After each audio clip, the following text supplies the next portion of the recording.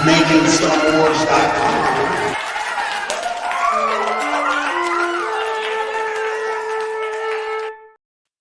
Hi, I'm Mads Mikkelsen, and you're watching the Making Star Wars show on YouTube.org. How's it going, Rob? What the fuck you been, dude? Where the fuck did you go, dude? I gotta tell you, man, walking from San Francisco to Idaho is just—it's a trek, bro. Yeah, I felt like a naked Indian in the desert. You know what I'm saying? Sorry. Native American. Native American, come on, buddy. This is a woke Star Wars show, you son of a bitch. No. I'm awake. I was born in the 70s. It's still some bad habits I gotta get rid of. No, but I guess I could say it's okay, but it doesn't really mean shit to me. Why you do your semi-racist Mon Mothma fucking voices? It's not racist. I don't know what you're talking about, dude. Just wants to legalize it, man. Yeah, you know her. Come on, she got that name in college. Her name is Jenny. My history with Jenny's would make you laugh even more if you knew. If you only knew. But let's look at what we got today. Well, okay, so this is a show called Andor. People keep saying Andor, but if you watch the clips, they call him Andor. So, correct everyone. Here's the release dates again in case you need it. Our buddy Star Wars Santa's father was in a very bad accident, and we have a GoFundMe for him. Hold on, before we get all serious. Hey, a billionaire! Maybe we can get him bionic implants, George. Come on. Yeah, no, I don't support Santa Claus. I don't. Sorry, it's I already have a beard. I wear red. I don't need the competition. So today I saw that there is a straight pride march in Modesto, or yesterday maybe it was, and like a big riot going on. I wonder if you were there, George. And what side were you right on? In the way of my It gets right. Well, I was on the Starbucks line side.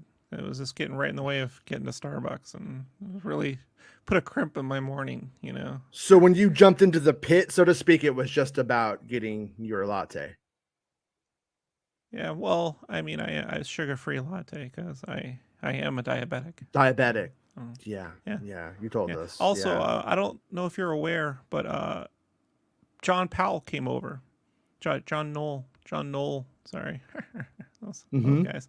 John Knoll came over. He told me Andor's original name was Andouche, and it did not go well over at the Mouse House.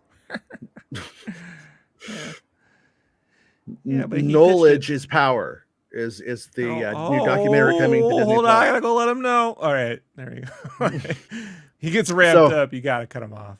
All right. Yeah, he's diabetic. So anyways, if you got a buck or two to donate to help, would be very appreciated. Thank you. And give me your money, Jason. No. Give me. The FBI has been raiding my compound for weeks. So sad.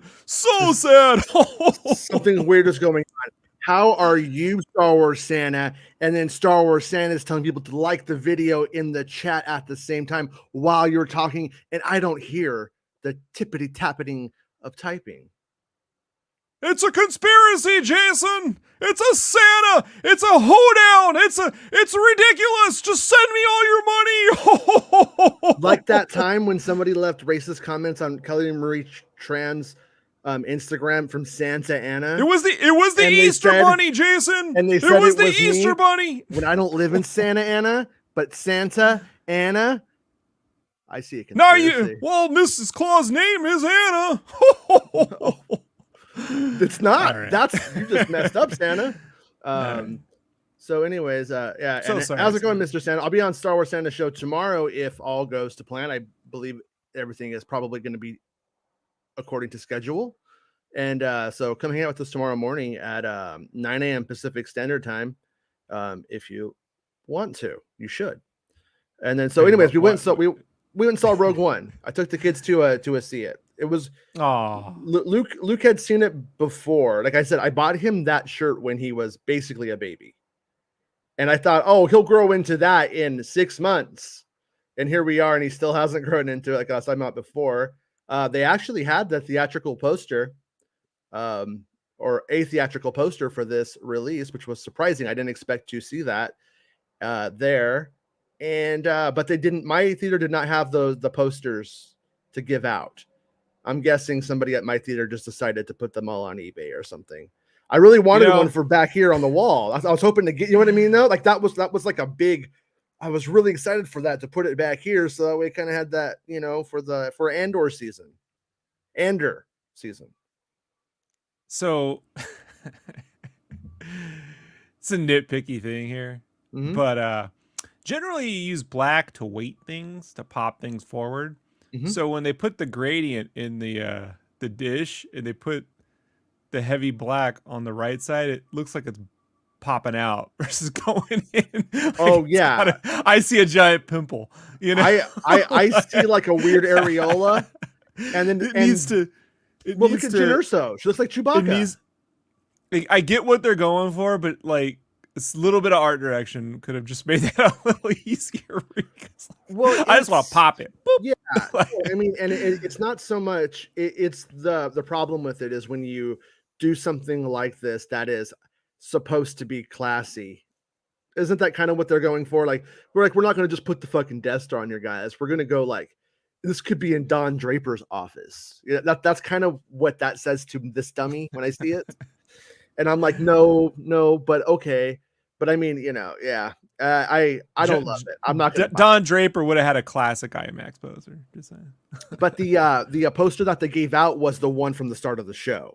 Was this one right here, but in that aspect ratio. And I liked that one. I wanted it. I was like pretty excited for it. I was gonna, but I did not get it. I didn't make it happen. So but Luke would never really sit down and watch Rogue One for the most part, and Penny hadn't really seen it or paid attention to it, so it was kind of like their first time seeing it. And Penny said it was really good. Luke said it's one of the best Star Wars movies, but only because the Stormtrooper mask gets broken in it. So that's the level of weight that we have attached to what makes one good or not. But I was like, okay, hey, you know what? Honestly, I don't see much of it. I don't see much of a difference between what we do here on the show and their takes, Jason. Fair enough. Fair enough. You know, like it's all semantics when you're doing a 2-hour show 5 days a week. I don't know why. Why not? Why? Jason, did you really miss me being gone? You got 40-minute shows out of it. Wasn't it better? It was really hard to drink coffee. Do you feel when you're the only one on the show, you have to talk the whole time? Mm-hmm. Yeah. That's because otherwise it's just this. You know what you need? You need a crickets like sound effect that you can just cut to that while you drink your coffee. Yeah.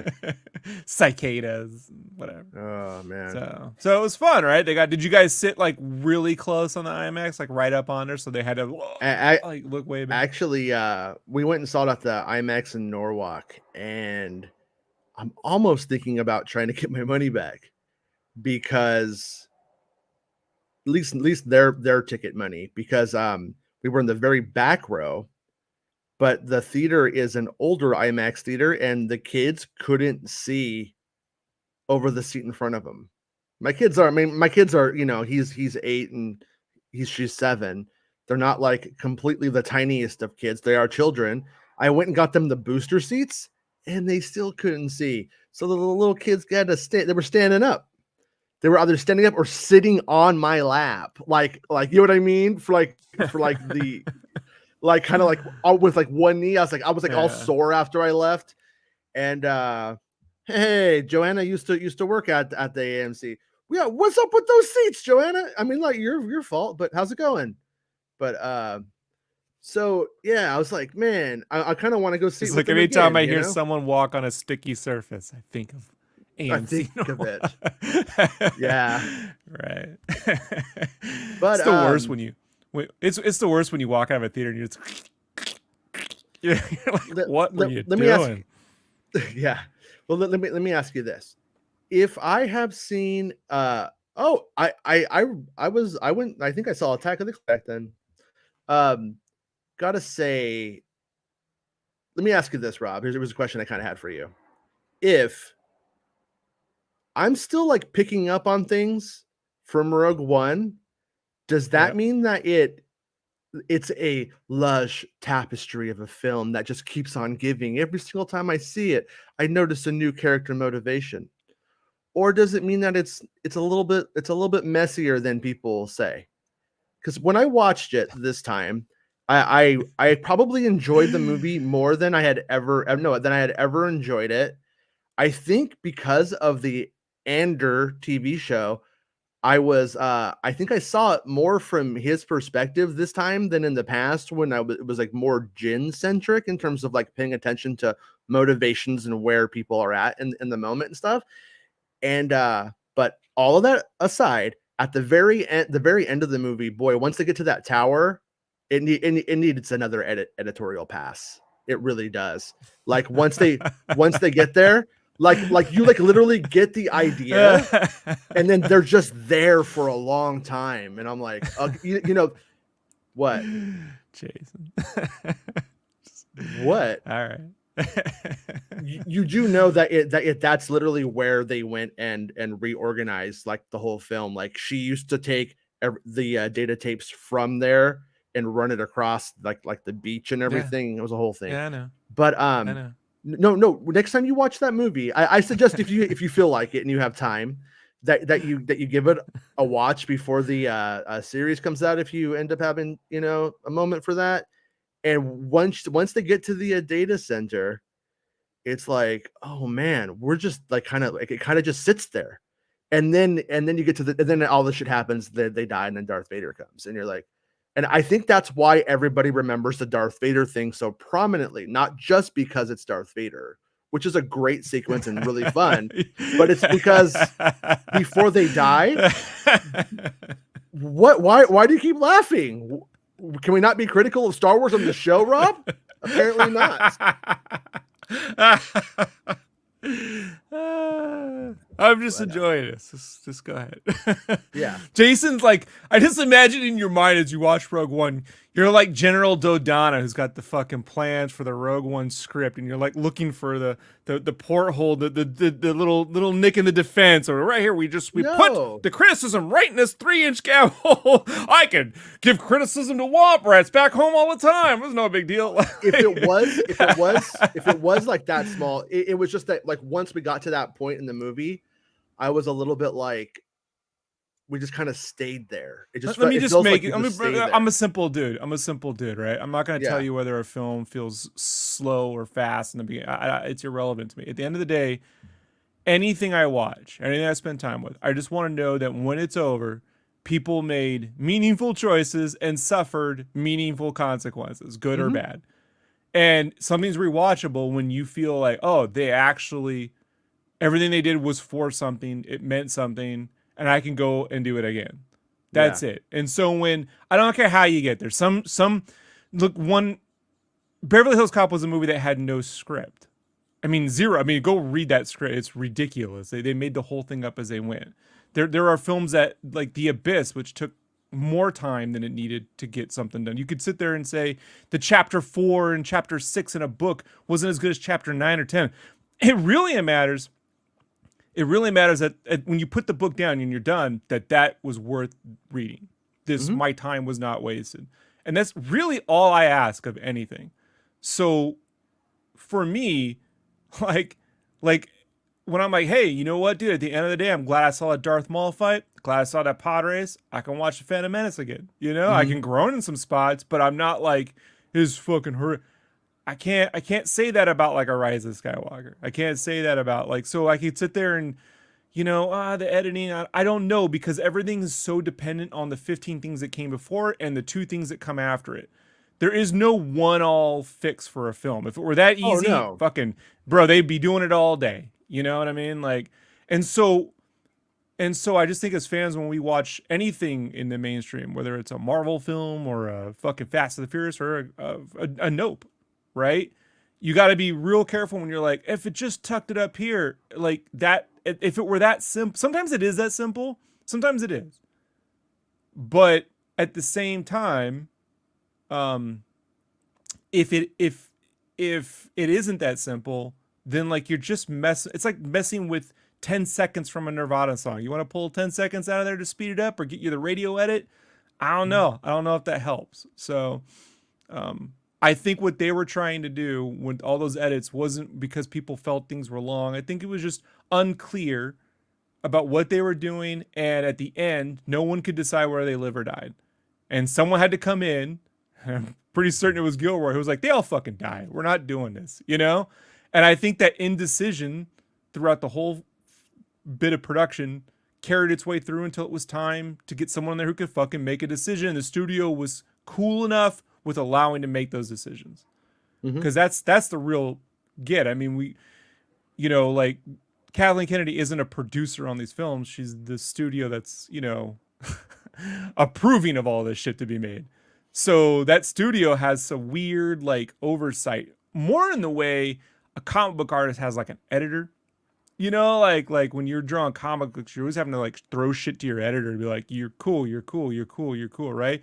No one wants to get to the end of 22 pages and they're like, this shit ain't working. I don't know, they throw it away. Like, Marvel used to do it all the time, and artists would fucking rail, you know? They'd get mad, and they'd quit, and they'd storm off and shit. So, like, and there wouldn't be any reason for it. Sometimes they'd just do it. Yeah. At the end of the day, like, Rogue One is a fun and enjoyable experience that has meaning at the end of it. You know, the Vader thing is thrown at the very end wisely after all the other shit goes down, so it doesn't take away from their meaningful choices that the characters that we go on. It's not a hero's journey story, which I also appreciate given how much we fucking have covered the fruitlessness of that venture. Yeah. You know, especially in the realm of Star Wars. So the hero's journey model is a bit played out in this franchise for now. I'm not laughing at your takes. It's just, I was just, no, like, part of it is like, it's going to find something. It's going to find something. And I think there's something to be found in everything. Right. I would never fucking be the guy who's like, I'm going to edit fucking A New Hope or Empire. Honestly, no. I don't even want to edit Jedi. Except for the Chewbacca swinging. You son of a bitch. That doesn't need to be in there. You son of a Chewbacca bitch. Doesn't need to do the Tarzan yell. Doesn't need to happen. Dude, that makes Tarzan for me. Who cares about Tarzan? If there Tarzan? was any movie Chewbacca, I could make one edit to right now, and it would play better. I guarantee you. You need a little stock footage, because I've tried it, right, from that era. It's 1993's The Fugitive with Han Solo, Harrison Ford. In the opening of that film, they show you that he's innocent, basically. And then it cuts to like a nighttime of New York or Chicago, and it's going across Chicago, and then it goes to the prison. I'd cut the whole front out and just start at nighttime in Chicago, ending up at the prison. And you find out he's innocent as he discovers he's innocent. Like when Tommy Lee Jones says, when he goes, I'm innocent, he goes, I don't care. Like, we shouldn't care at that point. Like, well, is he? I don't know. Like, it. But when you know he's innocent the whole time, I've played that movie where you just start it at the Chicago shit. It plays way better. So that's, I just feel like they did that for audiences, like test screenings, you know? I would probably put I'd probably edit like a thought bubble over Tommy Lee Jones' head and just have the Here Comes the Men in Black music video that he was in. Well, playing. You've been trying to get VH1 pop-up back for years now. It's not going to happen. I know. It's not going to happen. It's not. Sorry. No, but you know, like when we talk about like we talk about fan math a lot, but also fan hyperbole. We're all guilty of it to some extent at times, but the idea goes around Rogue One's the best Disney Star Wars movie. Maybe it is. I don't know. But I also think that like if it is, cool, but also where does it have cracks that it can maybe be rectified for the next time when they try to get this kind of thing they're more fixing right. The biggest dent in that film, if it has one, is you don't know who the journey you're on with, because Disney didn't know. Are we with Andor or are we with Jyn Erso? You know what I mean? Like Jason Erso. Or, you know, are we with Daisy Ridley Light? You know what I mean? Like, I mean, people thought that was her mom. in that film, man. Like when it came out, like my wife, Oh I was yeah. like, "That her mom?" No, because she's British. Some people thought that was Daisy Ridley. Like I don't know, but it did happen. One hot white bitch, they all look the same to me, Hey. You said that, and I I wasn't know. laughing That at was a that. So character. That wasn't me. that I know was. the internet I doesn't get do subtlety, characters. but Yeah, I do characters. Yeah, Actually. I don't draw pictures, so I just flip off the camera. So what I think this series will do is give you a character to anchor on, and then when you watch Rogue One after this, you'll know 100%. And I think a way, and there in a more recent times, WandaVision did for Age of Ultron. People go back on Age of Ultron now and they go, man, I got a whole nother like hook to this film that they were throwing at you, but the movie itself wasn't able to do it in the way that it attempted to. So that series gave you something to latch on to. Yeah. And it's tough, man, like in a single film these days to get you to like latch on to someone. I mean, it took a lot of Mission Impossible movies for the general audiences to go, yeah, Ethan Hunt. Before it was kind of a goof. Are you watching House of Dragons? Not yet, no. I started it, and that's kind of, I watched the first two. There's 2 episodes. I watched the first 2, and that's kind of my problem with it right now. Is I just don't care. Like I just don't connect to any of the characters. I haven't like latched on, and it all feels like to me like a bunch of fucking LARPers playing Game of Thrones, and like it's very Disney Plus. It's very Disney Plus Game of Thrones right now. It might get better. I'm not saying it's bad or anything like that. Oh, Sucked gave us a super chat. Thank you, Sucked. Said the Andor clip looked dope in IMAX. Yeah, we're gonna totally get into all of that stuff in just a second, and we could play the short clip. Do you want to look at the short clip again this episode? The short version of it. We can't play the long version because it'll get the show taken down, but the short clip doesn't. So we could play the short clip to talk about the long clip. I know that's weird, but and then Sucked went on to say, "Thank you for the super chat, Sucked. I appreciate the support, dude." I would say the Rogue One theme song ruins the movie for me because it sounds like a parody of the Star Wars theme, and the rest of the movie is so grim.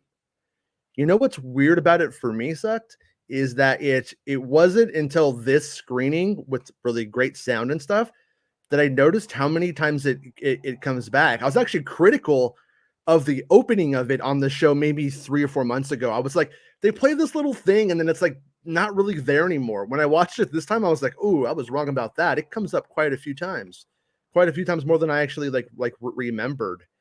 And it is a little bit that little bit of music. I think it's good, but it also does feel like serialized when they moved away from it. Like the opening of the film literally goes boom and scares the whole audience because they think they did that almost as like there's not going to be an opening crawl. There's no opening crawl in this one, because it was supposed to be something different. And so I kind of go back and forth on that one.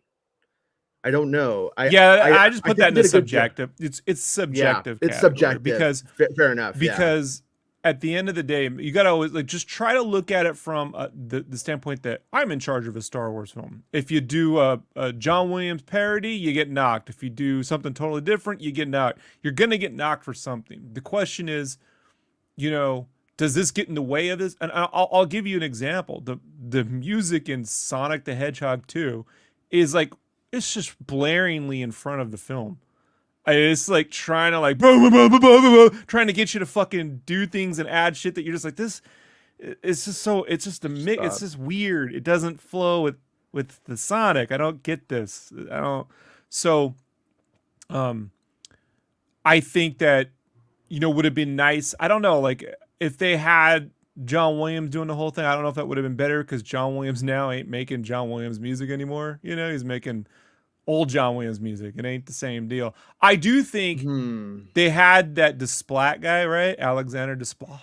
Right? Yeah. Desplat, right? Mm-hmm. Whatever he did was probably the right vibe for what they were doing. Well, he didn't do anything. Just someone. Yeah, he never did. Whatever he wanted to do. They probably had discussions. And whatever he wanted to do, did you know about that? Probably like, and that's that story like I had where that he was gone. And I reported it, and then he went around and started telling everybody he wasn't, and I was like, okay, I guess I'm wrong, but he was gone. That was a lot of that on this movie.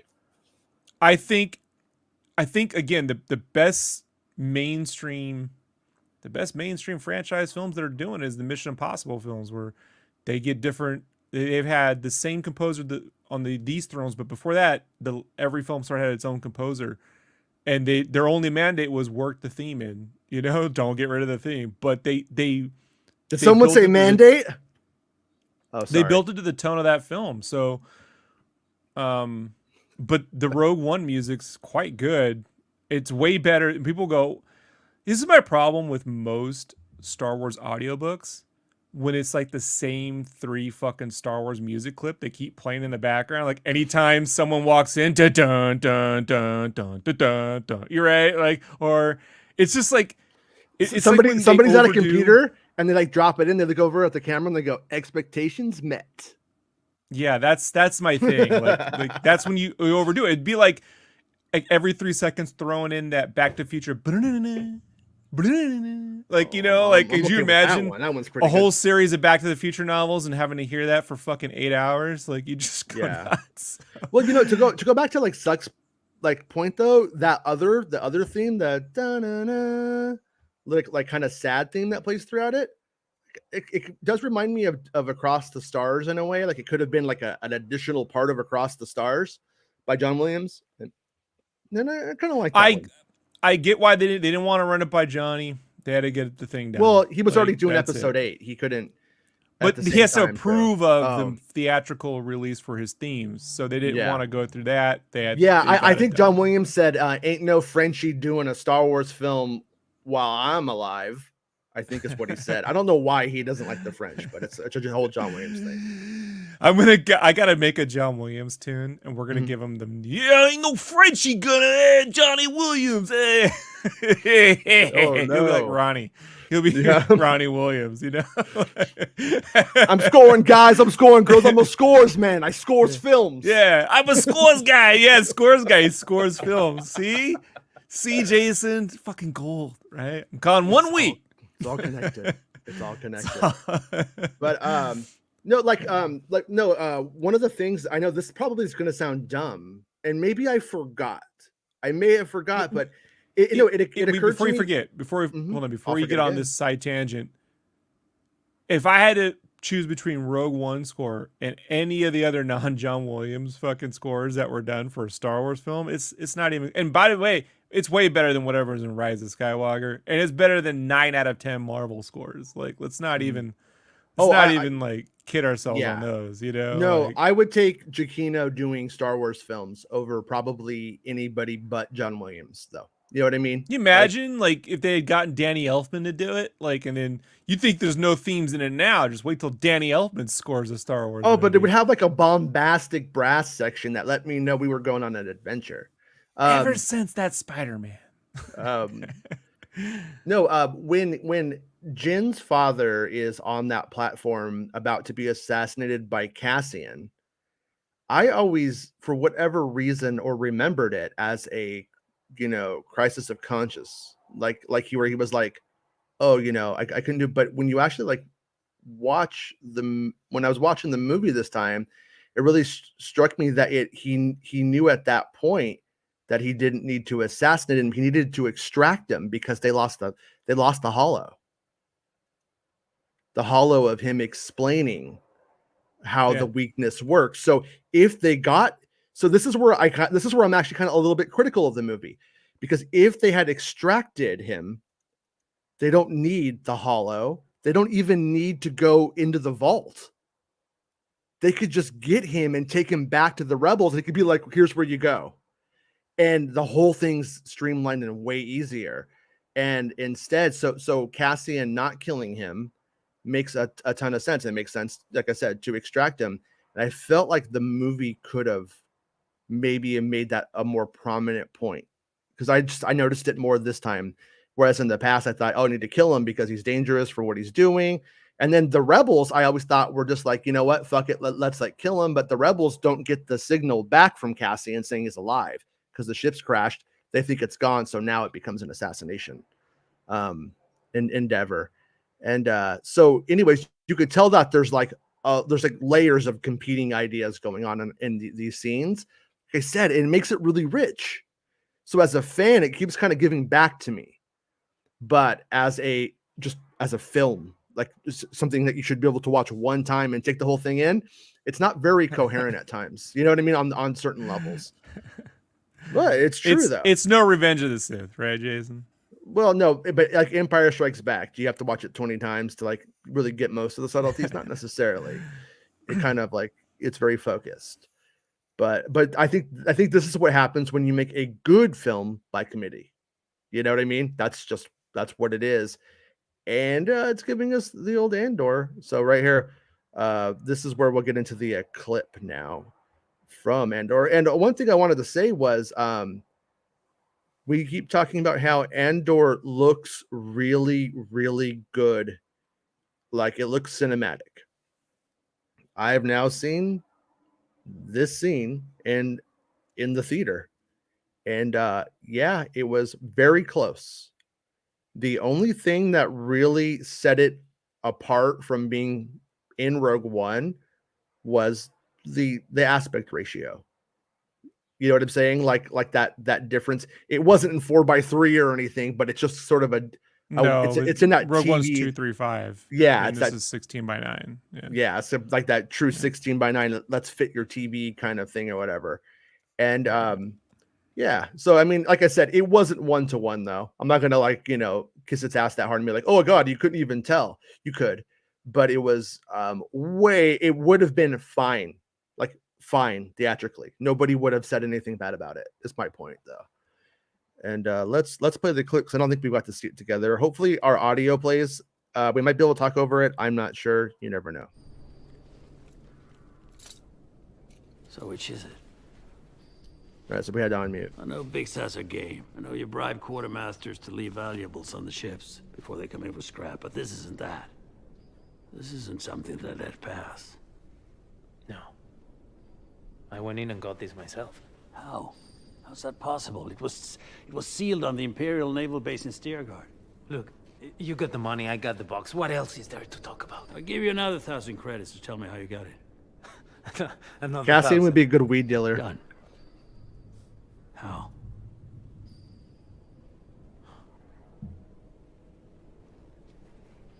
You just walk in like you belong. Takes more than that, doesn't it? What, to steal from the Empire? What do you need? A uniform, some dirty hands, and an Imperial toolkit.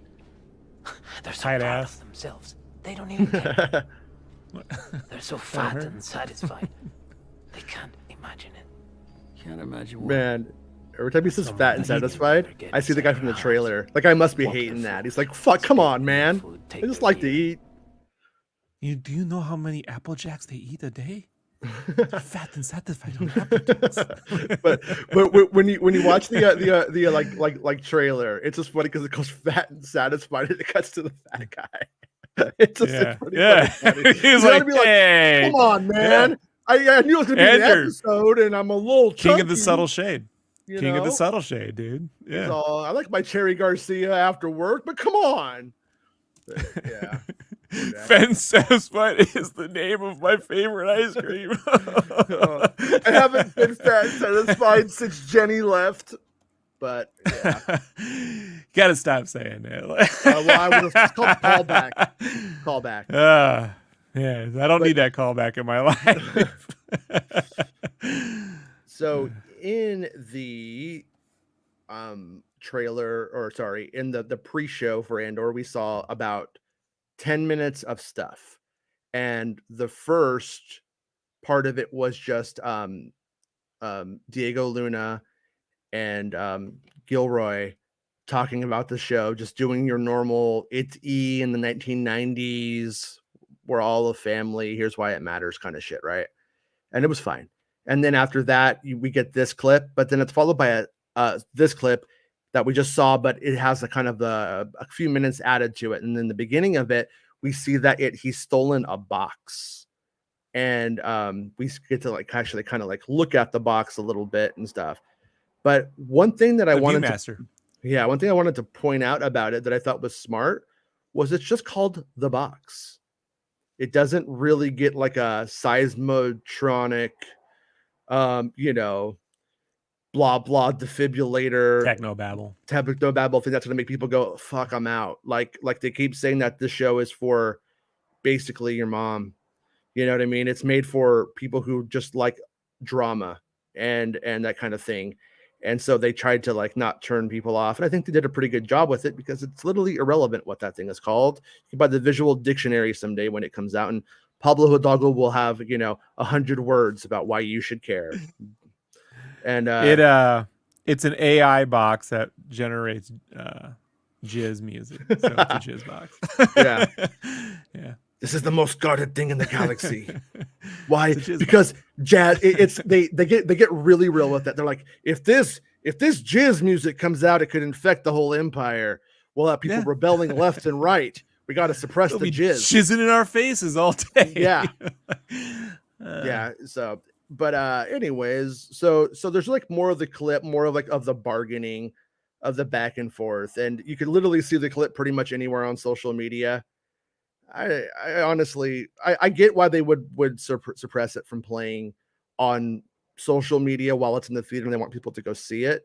I do hope that they just release the full thing. I have a feeling this may be the clip that we end up getting on the longer version of talk shows. The talk shows who will show the longer version of a clip, it will probably be one version, this one or the other one when it finally hits, is my guess. I hope I'm wrong. But wanted to talk to Rob about what he thought about the set. You know what I mean? Like the use of light in this for this moment is pretty cool, I thought. But also lots of just like bricks and stuff, which I don't know how I feel about. Like this one right here, I don't know how I feel about that. You know what I mean? In Star Wars. This is not a video wall, Jason. No.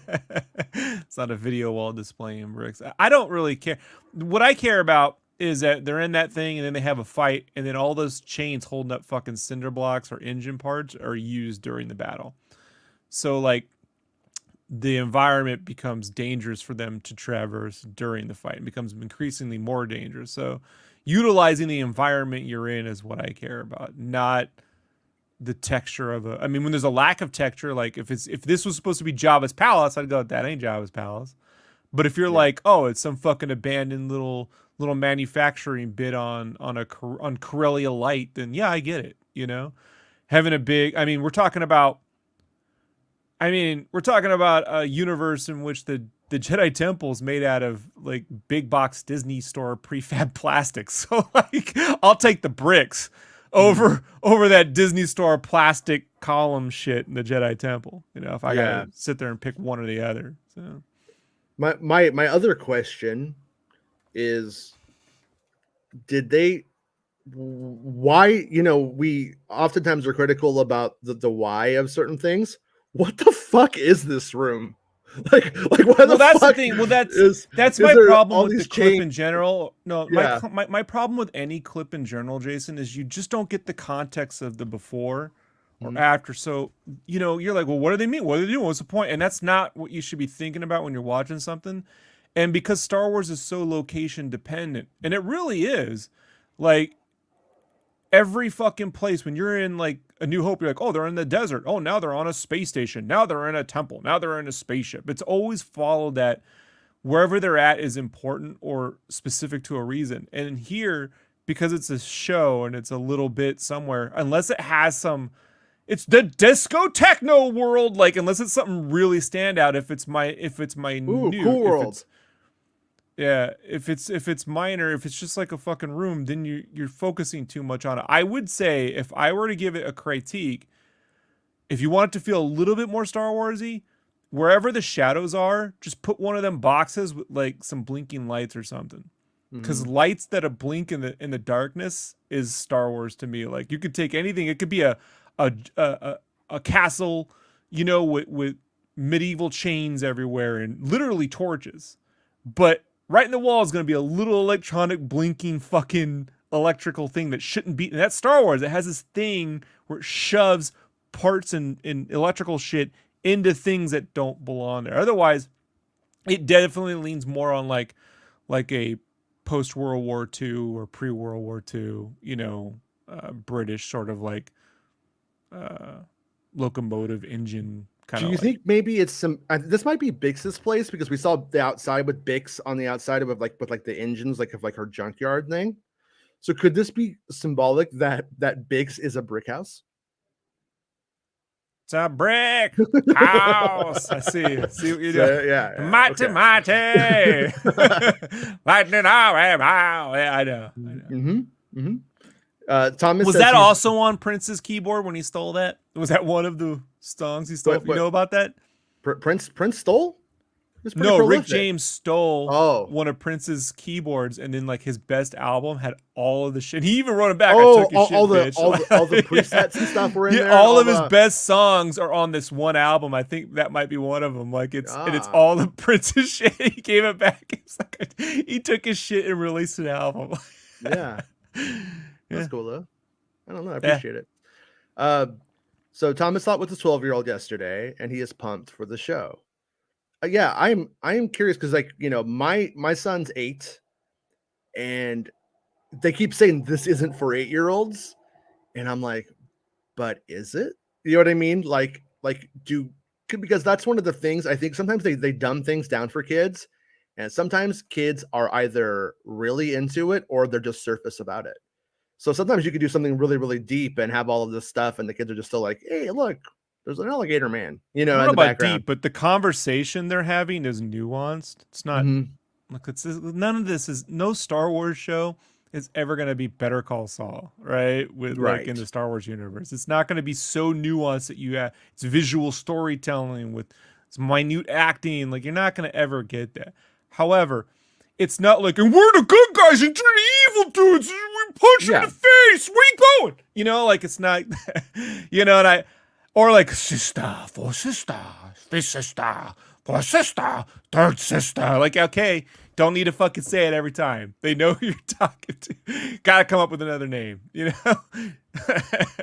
So, you know, it's a little more nuanced. I could see a bored 8-year-old not knowing what they're saying because it's nuanced, right? Like, why would it be? So you just go in there and get some. I don't know what the big deal is. I played the video game level and Legos where you just sneak in. What's the big deal? Because the kids don't have an idea about what it would actually be like to fucking sneak into a military compound, you know what I mean? Like, whatever, especially if you're a person of color and you got a beard. But he's like, he should have been like, all you do is put the child under your coat. They let you walk right in. Like that would have tied it all together. Yeah. So that would but work. as an 8-year-old, I'm going to be honest. I'm not going to sit there and say I was some genius 8-year-old who liked a lot of nuanced shit. I'm not even going to fucking pretend, you know? But when I was 8, let's see, 89 was 10. I was watching Full Metal Jacket and 10. shit when I was 8, but I think we were a little bit So different. 1986 is 8 years old. The most nuanced thing I was watching might have been Moonlighting. Alien 2. No. Alien. Oh, I did watch Moonlighting. Me too, of course, but because it broke the fourth wall. I was like, they're talking to me. I've never seen this before. I didn't know what the fourth wall was, but they talked to me. I remember being like, this is like Ferris Bueller. I did watch Better Off Dead. Is that nuanced? Like for as an animated sequence. Yeah. So it's a lot for an 8-year-old to watch even Alien 2, man. You know, like, or Alien, I think. Okay, Rob, here's a deep cut for you. Do you know it? Fox. Probably 88. Maybe 88. Maybe 90. Probably 90. What a dummy. What a dummy. What a dummy. Remember that one? They tried to put it in there with like the Married with Children shows for like a second. And it was like a fucking family and they had a ventriloquist dummy that was alive. And it had that in 19 if it was 1990, it was around I think it was around 1990. It might have been 89. It's it's kind of blurry, but it was terrible. But I was wondering if you remembered that one. Because you remember 80, a lot of esoteric shows. I do. I would say if it was when Simpsons came out, Stephen Dorff was in it, I think. Yeah, I'm you're bringing something up. Yeah. I haven't thought about in a long time. Because there was a lot of these like Married with Children wannabe shows that kind of like came and went. I think what you should also understand is I had an allegiance to the thing that did something well, and I never watched the knockoffs. Yeah. Like I watched Ninja Turtles. I ain't watching Street Sharks. You know what I mean? I watch Voltron. I ain't watching Power Rangers. You know? Right. So like it took me a long time to watch Star Trek. Like the movies I could watch because it felt like my uncles. You know, like I was watching, you know, you kind of knew, but I couldn't watch old Star Trek and I couldn't watch Star Trek until Deep Space Nine, really. So like it took me a long time. And you go, Star Trek came up before. I know, but the first thing I ever saw was Star Wars. So from my mind, it came first, right? Like it's kind of how little kid logic works. Which is Yeah. why we don't use little kid logic as the barometer for what's good and isn't, because you know it's good for little kids. As like a small kid, I was like really sick, 2 different times really sick. Like woke up in the middle of the night with the TV on, like throwing up, and both times it was on Star Trek. And that bridge sound that plays, that I don't know, I can't imitate it. Every time I hear that for my whole life, I just feel a little bit like ugh, like queasy almost. Like it's kind of ruined Star Trek for me. I've never been able to repurpose that sound into a positive experience. You know what I mean? It's always has this feeling of sickness. So I've never, it's kind of, well, I'll probably never be a Trek guy. But Thomas says, my 12-year-old had forgotten Rogue One, but after the movie and the teaser, he was really excited for it to drop. So that's cool. I mean, yeah, that's, But and 12 that's, makes sense though. Like, so your kid's 12. yeah. He was like 8 when that came out. 12 is when Terminator 2 comes out. Why would I would be into Rogue One when I'm 12, And Thomas you know? is a smart guy, so his kid is probably, I'm going to assume, intelligent, and so he's probably, I'm going to say, probably has the intellect of like a 14 to 15-year-old. So it's probably like right at like the right spot for it. You know what I mean? To like really like grab them. I think I did see the first Terminator film in 1985. It was when the Night Stalker dude was loose because we were in the neighborhood and the whole it was crazy. Yeah, man. I remember that. My mom was we so watched afraid. It. Yeah, and we watched that on VHS or beta, whatever the fuck, on tape. We watched on tape with the Night Stalker prowler. I don't know, man. Like it left an indelible memory in my head, you know? Yeah. and it wasn't like the endoskeleton or the sex scene, which, you know, as a kid, I'm like, hey, you know, my parents didn't care. It was just that you're being hunted and the Night Stalker's outside. We could be being hunted. It was, you know, that's a pretty cerebral film for a 7-year-old to be watching, I think, right? Like Terminator 1, you know? Yeah. Man, my embarrassing rum story is we were having a party in our practice studio, and when I thought I was in a punk band and it turns out I wasn't. It turns out I was the only one. I was the only one who was in the punk band. And has Key and Peele or someone done a sketch like that, like a David Cross? It feels like a David Cross bit where, you know what I mean? Like everyone's like in this thing and you show up as punk. And you're like, what? By the way, Titanica still one of the best names for a band ever. Like just putting that out there. Titanic Sinclair, got a new single out. I enjoy it. Just saying. But yeah, and these like frat guys showed up and it became a frat party and they had rum and I fucking drank a whole bottle. I just took the rum from somebody and fucking downed it and then I quit. And that was the best way I ever quit anything in my whole entire life, like a pirate. But you know, I was like 20. KG says, oh no, I've been in punk bands like that before. Yeah, and it wasn't like one of those things where like I'm like, you guys aren't punk, you know. It was like somewhere along the lines they wanted to talk about only about their feelings. I was like, hey, I think it's punk to talk about both. King Chris. But anyways, yeah, so back to the old little set thing there. You know, I don't mind it. It's a good sequence. It's kind of scary. It honestly reminds me of something from like Nightmare on Elm Street, which all these things start falling from chains. It almost feels surreal. And is that like a B-wing gun or just some shit? I don't know. That reminds me of the bottom of a B-wing, but it's probably too small. But also wanted to critique this gun choice. Pretty cool gun choice if you're just giving Cassian Andor a gun. But when this sequence plays, there's literally a meme that could be played there if you just repeat it, because he's talking and his head is moving and the gun takes up the whole fucking frame. And I'm just like, there's like times when I didn't put the third one, but there's a point when he's talking and it's just, I don't know. I find it a little bit hilarious. But and then so in the extended clip, we basically have these guys are going after Andor, and I can't ever remember the guy's name. Just a quick Skarsgård. comment on that that compositional shot. That's also something that exists because it's a 16:9 ratio. Mm-hmm. If this were shot for 235, it would have been shot in a completely different way. That's a TV compositional shot, something to be seen on a 65-inch screen, not intended to be seen on a 6-story, 3-story wide fucking, you know what I mean? Like, fucking crazy. So, like, I just think about, like, you would have gotten something with a little bit more depth in that than, you know. Yeah, I was like thinking about, I was like, how do you make this work? And I think that there's a little bit of the problem, maybe the height difference in the characters, which of course could be fixed by putting Diego on a little crate. But it's like I almost feel like it shouldn't have been at his, it should have been to his forehead, not where it's at. I don't know. I don't know how. Well, he's gonna stun him, so what does it matter, Jason? You know, yeah. I mean, it's just kind of stun him anyway. Yeah. But we know how Star Wars works now. They just stun folks. Just stun him. No, I am. I'm liking this guy's character though. Right now, I think he's maybe the most interesting thing about the show to me, and didn't see that coming, you know, at all. And then we got Mama's Boy over here on the left, and so yeah, this is the stuff that was from what they were showing. And then they go back to the box, and kind of easy to overlook the box, but it like literally he tries to go back for it. I don't think they get it, but anyways, you can see the clip anywhere, and I suggest you check it out if you haven't, and see Rogue One if you can still see it. So here's something. I saw this on Meg's show today. Shout out to my friend Meg. But this right here, the guy Skinny Pete, he's all, please stop asking. I tried, I really did, but sadly I will not be appearing in Better Call Saul in any capacity.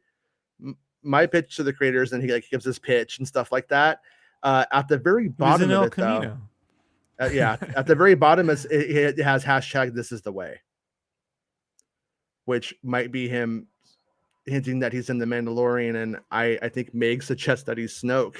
I gotta say, if we ever got live action Snoke, sure. I mean, it's convincing. I mean, I'm not convinced it's happening. I'm saying he would make a convincing, human version of Snoke, or Snoke before he becomes whatever, a clone. But Clone House, Strandcast, whatever the fuck they're gonna call that shit these days. Yeah, a Snork. First he was a Snork, and then he becomes a Snoke. Yeah, there was what's her name, Bordizzo, who plays Sabine, had a birthday card, and all these people signed it, and there's all these fucking people pretending like, you know, this is confirmed or that's confirmed. And I think that the actors in the trades that signed that birthday card, it probably does confirm them. But then you got people like trying to co-opt it, going like, yep, like Sabine's in the Mandalorian, and maybe cut back to that Andor shot. But and Kathleen Kennedy's like, who signed the card? Who signed the card? Did you sign the card? But if the person said Sabine is in Andor, I'm sorry, Sabine is in Mandalorian 3 before the birthday card, then you got a story. If you say it after, you don't have a scoop. You're literally just co-opting something and trying to attach yourself to it. And then if it doesn't happen, you get to go, I was just saying, yep, I agreed it was likely. Don't fall for stupid shit like that. It's a parlor trick. It's a bait and switch. It's magic. Don't be stupid. Don't be stupid. And then I meant to talk to Baymax and say, yes, Baymax, we will talk about that. Baymax asked about this a little while ago. And Baymax asked if I saw that we were going to have the Bad Batch have a release date of it. And Disney Plus in Australia says the Bad Batch returns with Clone Force 99 and Omega as they continue to navigate their journey through a rapidly changing galaxy after the fall of the Republic. Watch as the heroes completing daring missions across the galaxy, meeting friend and foe, both old and new along the way. And up on top from Disney Plus, September 28th. So a little bit. We will get it on the 28th, you guys. Pretty much just about a month. Today's the 29th, so exactly 1 month. And you know, Baymax. Now you know. Now you know that we know. And by the way, Baymax. Baymax just sent me something of somebody who had a chat with Disney Plus and saying, this could be fake or whatever. The thing to note is that the thing I got right there is from the Disney Plus website. So that, in my opinion, is confirmation. It would require like a really big oversight and an error for that to happen at this point. I think so. I am expecting that it will turn up. I mean, the only other disaster I could think of is that it comes out in Australia on the 28th and not in other regions, which I don't think could happen today. That seems super unlikely to me. So, but I might go through and watch the Bad Batch because sorry, Baymax, I wasn't sure what but I kind of want to go. I might try to watch the Bad Batch again, but maybe before all the Andor stuff happens and stuff like that, and we'll watching it all at once and give it a go because I could not be less excited for it right now. And I usually like, I'm a big Clone War. I mean, like, Clone Wars is one of my favorite things, though. It's not super far off from it, but it's like when you look at what's that new show? What's the one with the new Dave Filoni joint? What's that one called? Fucking Tales of the Jedi. Tales of the Jedi. Tales of the Jedi. Yeah. Tales of the Jedi is literally that thing again, but I could not be more excited for it. It's like it feels so connected to what is Star Wars and telling Star Wars stories, not kids' cartoons. And so I hope the second season, envy. I hope it has 2 feet in that side of things, of that we're making Star Wars lore here, not we're making shows for dummies, because like I said earlier, like my theory, which could be completely wrong, but my theory is that kids are either intelligent or they're surface. Keep it pretty, and the surface kids are going to be happy. The intelligent kids will follow along. Never make it dumb because the fucking dumb kids can't keep up. The dumb kids don't care. The dumb kids aren't even trying to keep up. They're just fucking looking at the blinking lights in the background, like Rob. No, I'm kidding. But you know what I mean? At the end of the day, like that's how it flows, At least I think so. But I'm excited for the potential, I should say, of something, of season 2 of Bad Batch to be good. I always see it that way. I never see whatever was last season as a given, Just because something was good last season doesn't mean it's going to be good next season. And same thing with something being bad, Shows can course correct or whatever. And maybe it doesn't even need to. I don't know. But let's go over and look at the Acolyte news from yesterday. There's a little bit of Acolyte news. I haven't read this yet because I think I already know what's in it, but we'll read it together from the cats at Fulcrum Leaks, which sounds sort of like an infection. Can't lie. Sounds like maybe, it's your first year in the Army. You think, hey, it won't happen to me. Well, it did. You got Fulcrum Leak. You caught it. All right. Did I share it? Someone say infection. Someone say. Mm-hmm. Yeah, you got to get a shot for that, Jason. You can't be walking around all pussing and stuff. It's not good. What? Too much info? We all been there. Little puss and bits. Little puss and bits. Celebration ain't what it used to be, Jason. You got a mask up. You know what I'm saying? Right. Not catching what you used to catch. Okay. No. So the dudes at Fulcrum Leaks say, and I am assuming, I've never asked. I've never been like, hey, are you dudes? Like, I don't know what their pronouns are and that kind of jazz. So I'm just going to we all wear the same hats, Jason. I'm just going to say dudes and mean dudes to mean everybody, because you could say dude to anybody. That's Felonious dude. That's what I'm in California. It's a local custom. Today, we are excited to share what we currently know about episode 3 to the penultimate episode of Acolyte. I can't wait. About the penultimate episode of Acolyte? This is kind of confusing. So there's only 4 episodes of It's Acolyte? how I would write it. Is that what that's saying? Don't worry, Jay. Today we're excited to share what we currently know about episode 3 to about the so they're going from 3 to the next to last episode. Okay. Mm-hmm. Mm-hmm. And then so they say to make sure to go see their other breakdowns. Once again, remember there are codes in this. So Paul's not the Sith Lord's name, for instance.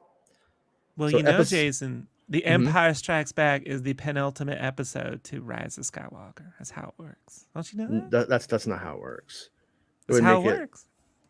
I think it would make the sequel or the original trilogy the penultimate trilogy. No. To Rise of Skywalker. Yeah. It's all good. It's all good in the hood. Don't worry about it. Yeah. I won't get into my rants about the word penultimate. It's a pet peeve of mine. Episode 3 to 4, the incompetence of the Jedi to protect her village, meaning Ara, and them, I guess he means the not allowing, the Jedi to see Ara, to see her sister, is what motivates Ara to seek out the Acolytes. The Acolytes are all vying to become the apprentice. So like Donald Trump, they're trying to like not get fired of the Sith Lord Paul, and will have to pick one another off until only one is left standing. So it's Highlander. There can be only one. Some of the other Acolytes I love that movie. It's so good. are of alien species. At some point in the 3rd episode, Ara makes a friend. This friend, Pan, last name sexual, the CGI male alien we spoke about in a previous article, is more political and a wizard. You're a wizard, Harry. Ara and Pan struggle among the group on their own, but when working together, they are unstoppable. This creates a strong bond between them. Pan is not in episodes 1 and 2. So no, he's not. I'm Peter Pan. What if he sounds like Michael Jackson and he wears like what if he's like a green guy in a Peter Pan costume?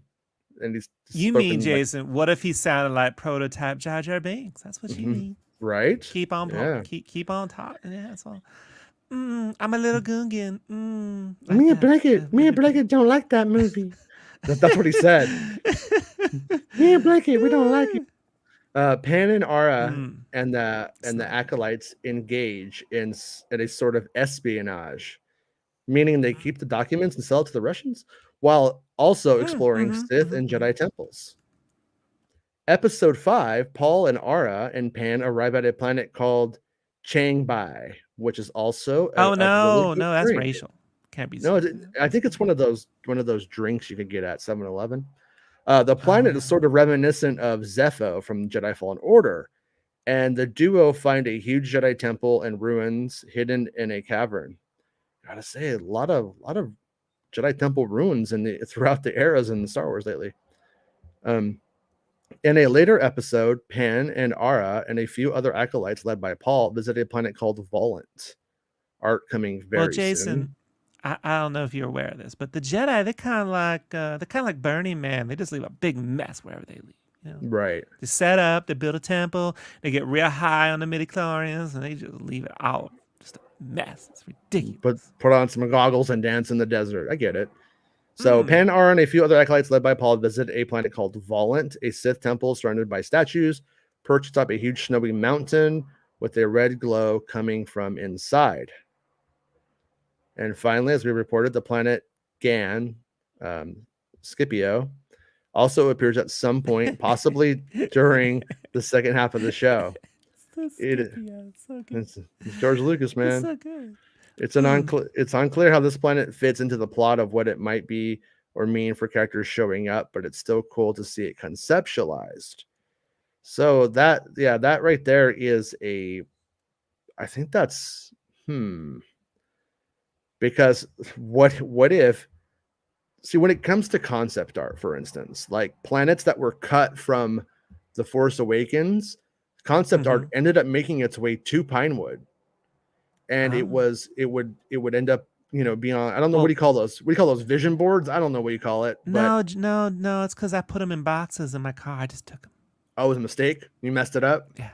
No, I meant to do it. I just in my head, I was like, it's cool. It's all good. It's all good in the hood. You just put those in. You just take those little concept art, Whatever you want, just put them in there. Just put them Share in them with your there. friends. Harry Knowles got a few of them. They went around. Yeah. Mhm.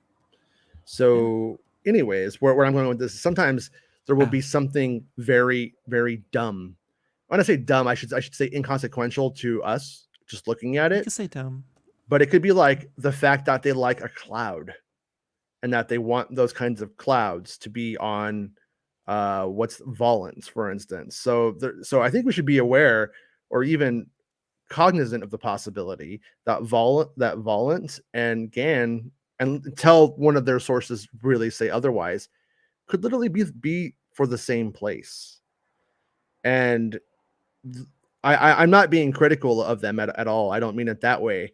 The one thing that I would like more from them in the future, if possible, if it doesn't compromise sources, is when is something based off of the word of mouth of a source from that set or from that production, I should say, as opposed to concept art entirely, because there can be such a difference. And that's where, when it comes to the series, I'm a little bit like, I'm curious to see how this pans out, but you can expect to see some art from the 3 planets, Changbai, Volant, and Gan, from us very soon. Currently working on artist renderings of the concepts we have. Our source has been great about supplying us with detailed descriptions and allowing us to have the actual art. However, I've been very good to them, Jason. So I must say that. My bad. Yeah. No, he says that they are respecting our sources' wishes, which you should always do.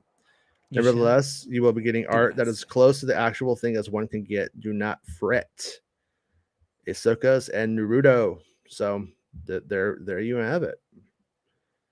So yeah, it really gotta say that stuff is, I think if their source was able to maintain leaking to them, they will be able to really fill in a lot, because we don't know how many episodes there are. Not officially, and I don't think they have said. Well, it depends on how bad I screw up my series, Jason. Oh, right. Them numbers go down. You might get like 2 episodes, about 3 minutes each. Kind of sounds familiar, don't it? Like a little tale. Fair enough. Yeah. Somehow Filoni has returned in Rob's body. But yeah, I really don't get like a very clear sense. I think they're just giving us what they know from around those parts of the story, but they say up to the penultimate episode, which makes it sound like there's 6 episodes. So is that them saying there's 6? So I have a lot of questions. If they're in the chat, they could please clarify. If not, I'll hit you up. I learned never use the word penultimate around Jason. It's his Achilles heel. Like I know, right? Throws him off. It makes me go, what the fuck? Right no. It's I honestly don't mind it in when it's in a story title. It's easier than writing next to last. It's when you see somebody say it and you could tell that they've been fucking waiting. They heard a new word to them and they've just been waiting for it. Like I need Rick Sanchez to show up every single time somebody says it and berate them for it, because I think he can do it. The Acolyte compiled a political hit job dossier after hollow recording Plagueis engaging in water sport sex acts with hookers in a Rhodian casino hotel. Yeah, that sounds right. Now we know what Gina Carano is going to be starring in when she comes back to Star Wars. Dude, have you seen? Was it you who sent me the trailer for that movie? I think Bespin did too. Okay, I think it was Bespin sent it to me. Yeah. The trailer came out, dude, and it's like Gina Carano, and she's playing like a Secret Service agent, and like fucking Joe Biden's like fucking smelling her hair, like, and she's like, like it's just ridiculous. I mean, it was really funny, but wow, I don't know. Is this going how she thought it would go? I don't know.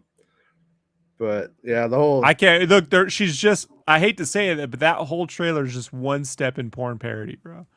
Just You know what I mean? Like it's just someone take their pants off and you're there.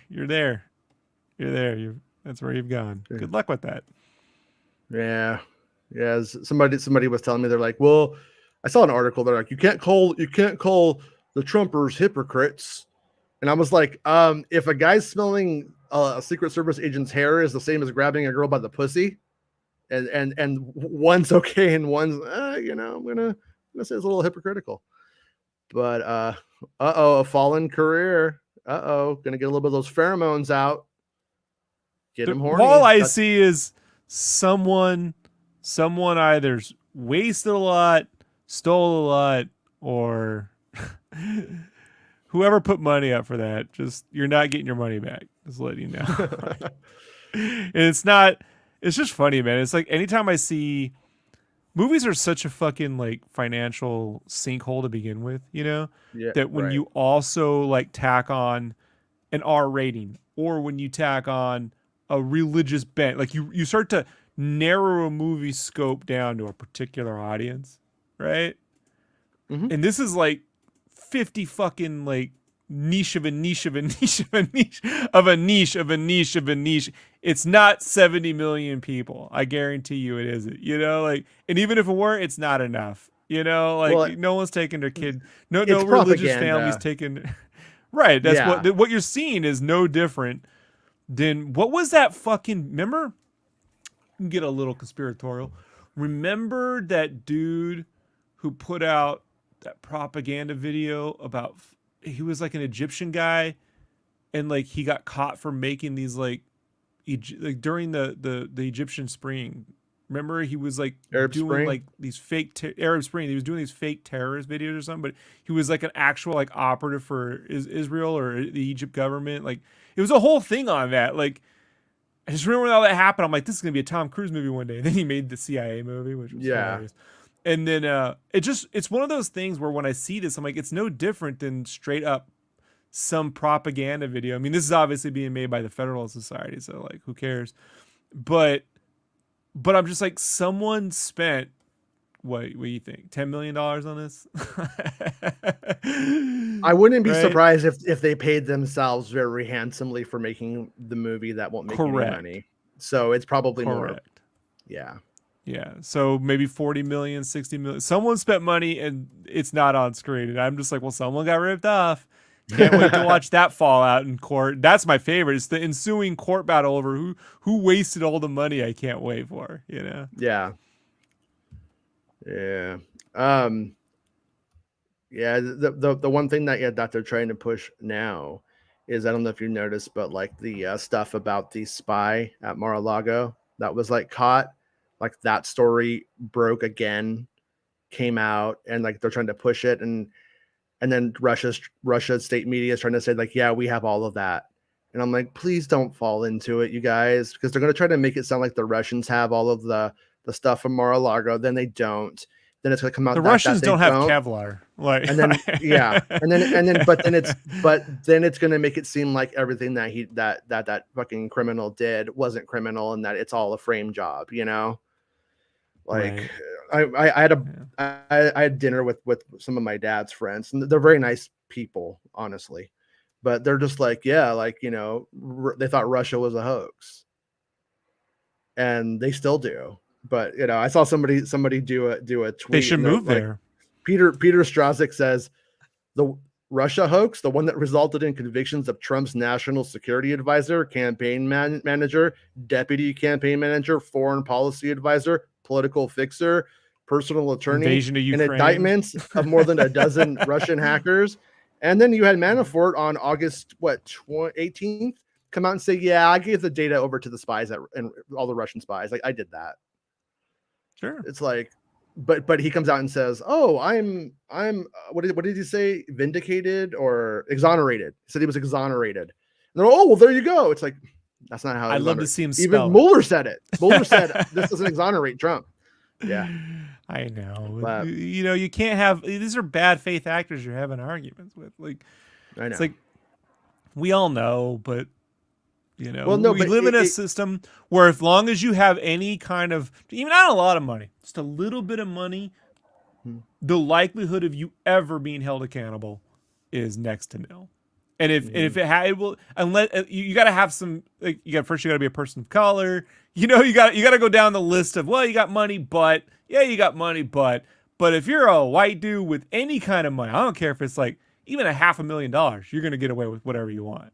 Like there's a guy I know whose aunt was killed by just standing there by a drunk driver, right? Dude pled guilty, white guy got off with like a year in jail, back over, just killed another dude.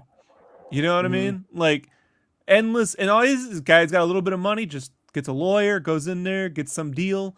Meanwhile, some poor little skinny Pete, you know what I mean, sells fucking a bag of reefer. He's in there for 40 fucking years. Yeah. So like, I just look at this and it's like, if you're too stupid to see it at this point, you're gonna be stupid forever. There's no reaching you. Like, so having the the real focus is the groups in Rhode Island that are like picking up all the pieces where burning them left off. Or actually, like, I'm not a cannabis guy, but it should be legal because it's ridiculous. And one of the prerequisites to legalization in Rhode Island is that it's also tied in the bill is tied to decriminalizing all prior convictions of that shit. And that's what we got to do. We have to. It's ridiculous. That is where we got to dismantle the prison state in this fucking country. You know, like that's really what we're talking about. But asshole, like I just, for the love of God, Geraldo seems to be like 50-50 on this motherfucker, right? Trump. So it's like someone just dig up. So, I know, but I always see Geraldo loves to get played into a conspiracy ever since the Al Capone. So could he do could he do an Al Capone too and just dig up his ex-wife's fucking like coffin? Like I don't care if nothing but the fucking ashes blow out and nothing's in there. I just want to see them make a big deal out of it. Just tell them Hunter Biden's fucking jazz drives around there. Like, Hunter Biden's USB keychain is in there. His Oculus 2, his Meta 2 is in there, you know.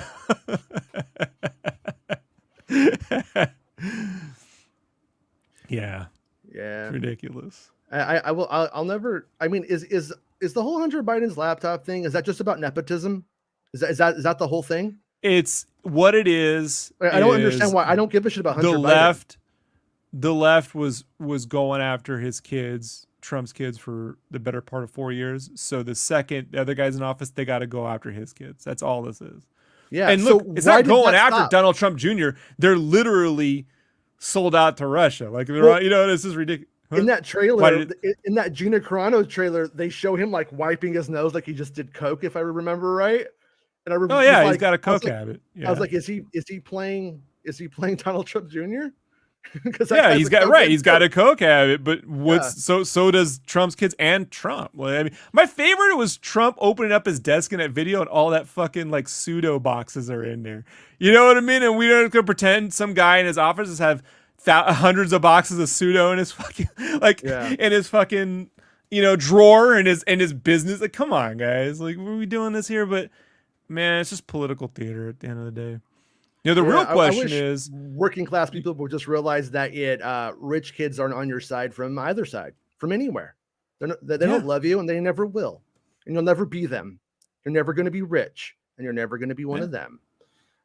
I remember when I was a kid, spit on their food. Sorry, my father did security for this place called the Body Shop, it's a strip club in San Diego, and the guy who owned that was like the biggest backer of Oscar De La Hoya. I want to say that was Oscar De La Hoya, because it's one of them. If it wasn't him, it was whoever was big at the same time. Looks great in the bra and panties. Got to give him credit. This dude had like, not like a mansion, but like a nice house, right? Like, he didn't overspend his money, but they had money, and it was on a giant hill. Like, it was so high up, hang gliders would fly by you. And they had like we'd go there once a year. I'd see how the rich live, right, compared to my fucking rat hole. And like, they had the Great Danes, and they had like the pool with the rock fucking like jump in dive thing, and they had like fully carpeted pool tables. And his kids were just the biggest fucking assholes I'd ever met. Like, you couldn't. I was just like wanted to like talk to him and like relate. Like, maybe he got like a video game, but they were already into drugs, man. These kids were into drugs at 12, you know, like they were literally had access to cocaine at 12. Like, I blew my mind. That's the first time I ever saw cocaine. I never saw my mom do it. She was doing it. But the only time I saw it was a 12-year-old at a rich kid's party.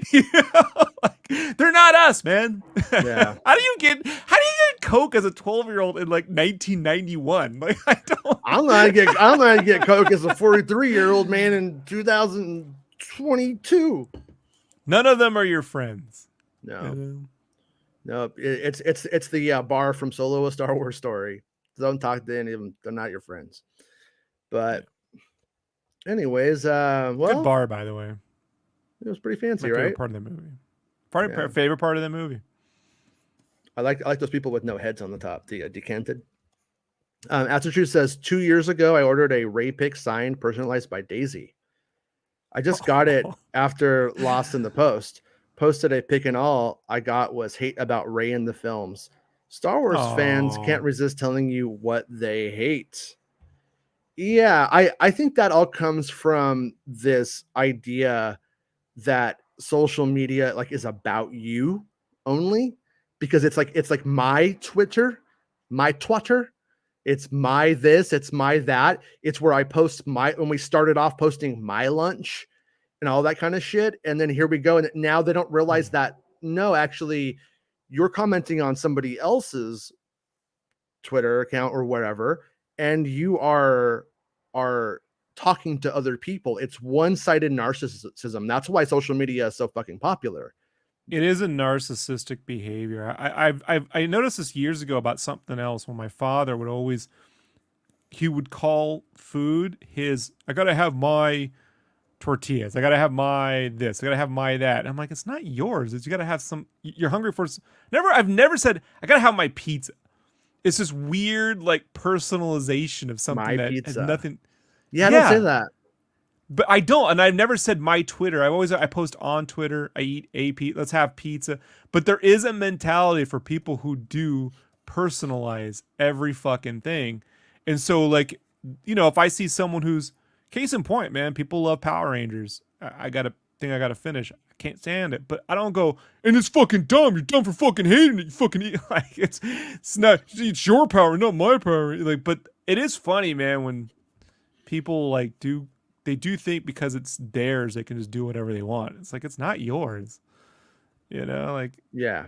Meanwhile, if a woman wants to get an abortion, it's not the same thing. It's not, but quickly how it's not your body, it's two bodies. Well, when how many people are on Twitter? It's 20 billion fucking bots bodies. Like, it's not your Twitter. I'm pretty sure what you do is you take the woman to a volcano and then you choke her, and then you're not a father anymore. The original ending of Joe versus Volcano. Yeah.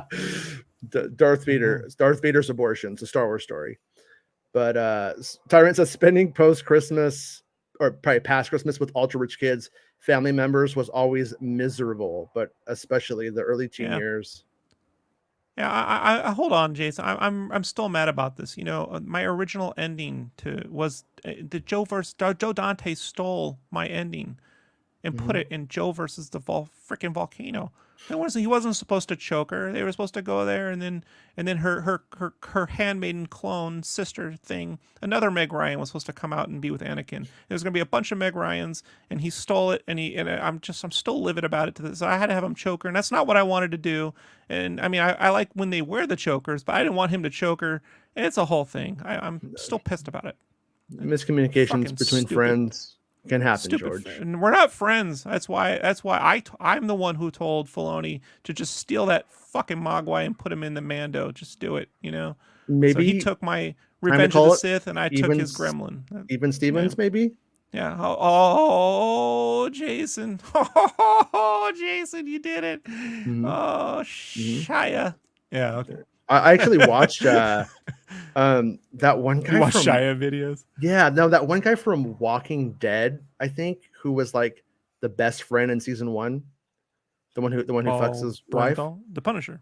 Yeah, he has like a show. I think it was him, and he had like Shia on, and they're like, it was like about him like getting canceled, and I was like, well, this will probably be interesting, and I saw I put it on while I was like waking up. And I'm like looking at it, and like it's just like Shia trying to talk like he's from the streets the whole time, and and then like talking about like his journey, and they didn't ever talk about that. I guess who was who's the lady that was married to Jason Sudeikis, who's a director now? What's her name? Olivia Wilde. Olivia Wilde.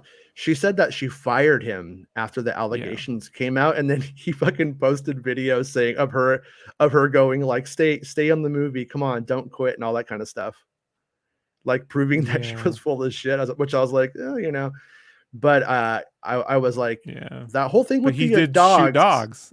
The whole thing with the dogs. That's the thing. I'm like, I don't know if you could ever get past you shooting dogs, you know.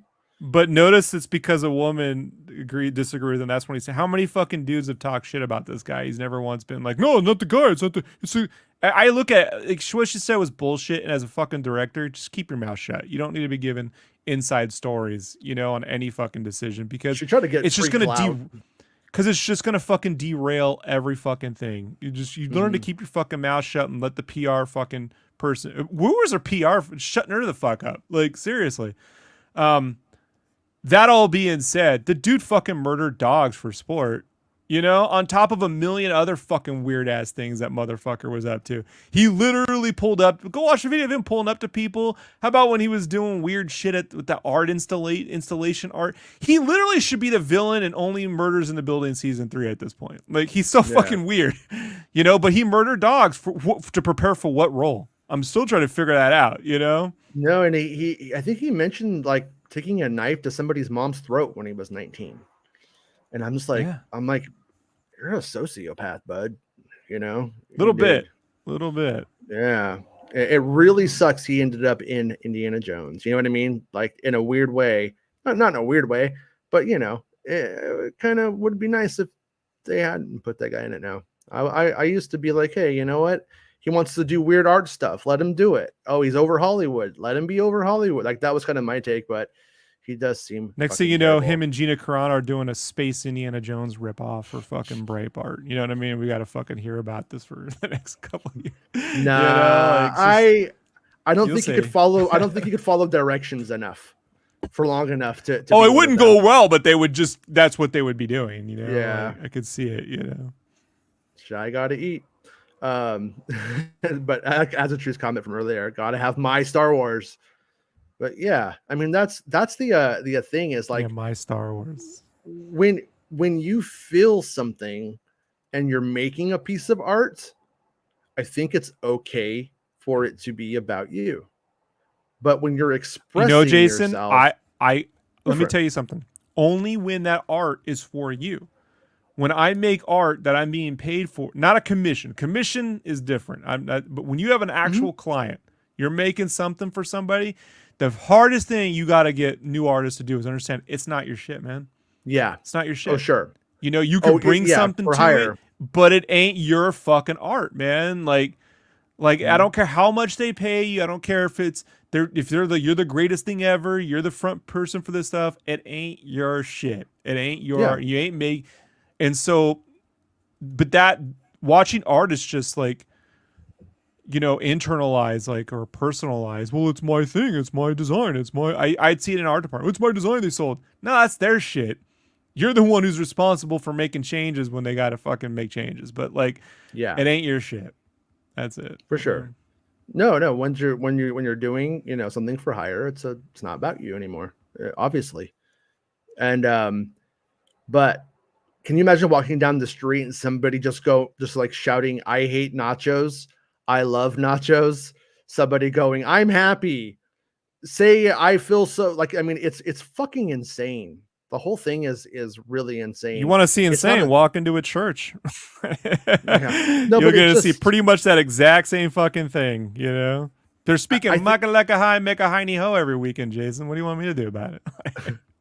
I don't necessarily think that like the internet is ever going to get good, but if by some weird chance people realize that it's a two-way conversation, and I think that might make it better. And I think a lot of people just think that they're going to I think people just want to express their rage out at something, and it's like as a true bot, a signed autograph. What are you trying to achieve by telling him you hate it and it's bad? Like, clearly he doesn't think so, or he would not be buying a fucking signed autograph of something. So it's just Meanwhile, they it's spent lack $350,000 on a self-awareness. bored ape. You know? No, just like the lack of self-awareness. It's super weird. And Well, what's super weird about it though, Jason, is fucking, I guarantee you at some point in the next 20 fucking years, they're all going to claim how great the fucking movies really are. And you didn't get, and those same people who are bitching them now are also going to be saying, that's right, I did love it the whole time. They're just going to lie. Yeah. I tell people I don't lie. Like, I fucking defended the Phantom Menace. I was like, no, it's good. It's good. It's good. Wasn't until it was on video, I was like, there were some bad editing choices in that film. But on video, when I was like, I don't think there's a whole lot going on here, you know? And I rationalized just George being out of, he's rusty. That's how I chalked it up. Come to Attack of the Clones, I'm like, I'm out. I'm done. You know, I need this under new management before I'm going to get back in this ever again. And I just think that there's a lack of like honesty amongst fandom too. When you like something, you liked it. If you changed your mind, you changed your mind. But they never own up to it. They just harass and intimidate others for fucking liking some shit. I caught all kinds of shit from the cool art kids in high school for liking Batman Forever. I didn't give two fucks because I know when I come home, I'm watching the Batman animated series fucking on repeat all night too. You know what I mean? Like, who gives a shit? But then now people are like, actually, it was pretty. It's just funny, man. Things do find their audience. Like things do find an audience. Almost anything will eventually. Right, to some extent. Or the same people grow up and they fucking stop being assholes on some level too, you know. But they're never gonna. That is optimistic, friend. That is very optimistic. I've had a few. Okay. Never a family member, but I've had a few. I've lost a few too. I've had a few, and by a few I mean zero. No. As a true, I didn't see that. Did you see the John Williams bit from earlier about Indy and James Bond? No. Well, what did they say, Mr. True? They still haven't made the all-in-one shaving kit with the automatic cream built in yet. From Gremlins, yeah, and toothpaste. It's the toothpaste that shoots out that gets me every time. It was the bathroom buddy, right? That's what it's called, the bathroom buddy. I thought that was the Quaker Oats too when I was a kid. I was like, I think it's the Quaker Oats guy. Then I realized it's Leah Thompson. What? They all look like. You idiot! It was Helen Hunt. Fucking moron. See, I got you. Star Wars Center says your prediction for Disney Plus Day. Will Lucasfilm give more time to Star Wars or Willow? Probably more to Star Wars, I would still think, but I think Willow will likely have a very honest showing. And I swear, guys, I could like Willow, Lord of the Rings, and House of Wolves. What the fuck? House of Dragons, and I could like all of it, at the same time, and be completely happy. I do think that new Game of Thrones show it's so close to a Disney Plus show. Like the main character's backstory is the same archetype as Leia from the Disney Plus Star Wars show. It's like I'm not really feeling it. I'm like, does that mean that Willow is going to be even worse, or does it mean that Willow might actually end up excelling in the sense that it's like not being gritty fantasy and is actually like just doing the same thing but fun? Curious. I haven't seen it, but a lot of people seem to like it. So a lot of people are fucking idiots. It's true to that too. I mean, so far, I'm just saying, like, when I watch like it's not like a D level show or something like that. I'm not saying that. It's just that if this Game of Thrones series didn't have Game of Thrones backing it up, co-signing for it, people would be like, I don't know, it's all right.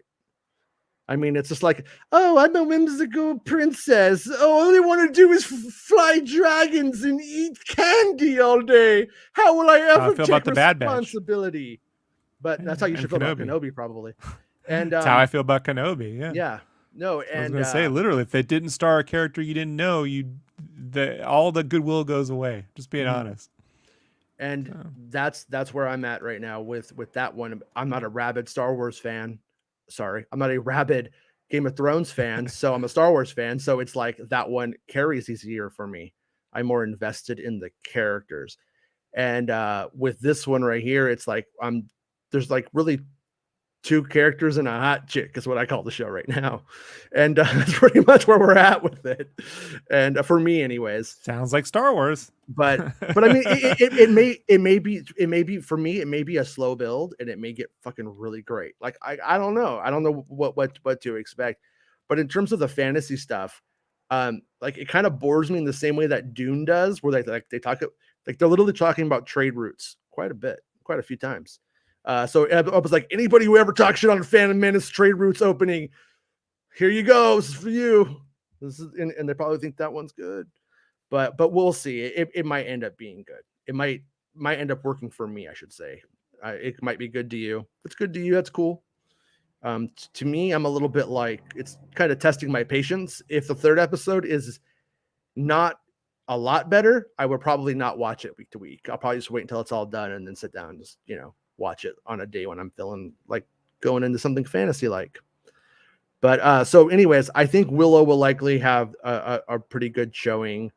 I think Star Wars will still probably dominate that side of things, And then with D23 coming, it's kind of hard to say. I think they would be wise to let Willow really go and do a good showing at Disney Plus Day, because D23 is not far off.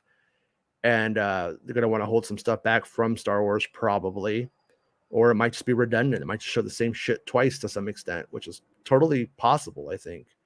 But also, Star Wars Santa's dad has a surgery tomorrow, so we won't be doing the Star Wars Santa show tomorrow. So, and like I said, at the top of the show, we got the stuff to help his dad out if you are able to. If you're not, if you're not, no problem. I get it. But if you can, cool. No. And just don't expect anything under the tree this year. Just put that out. Just don't. Okay.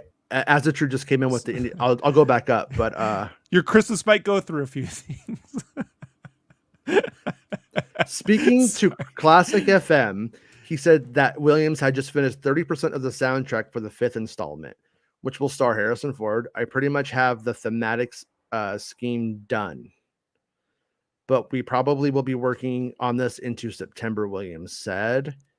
Asked whether every time Man's Gold calls, I told him I'm scoring. And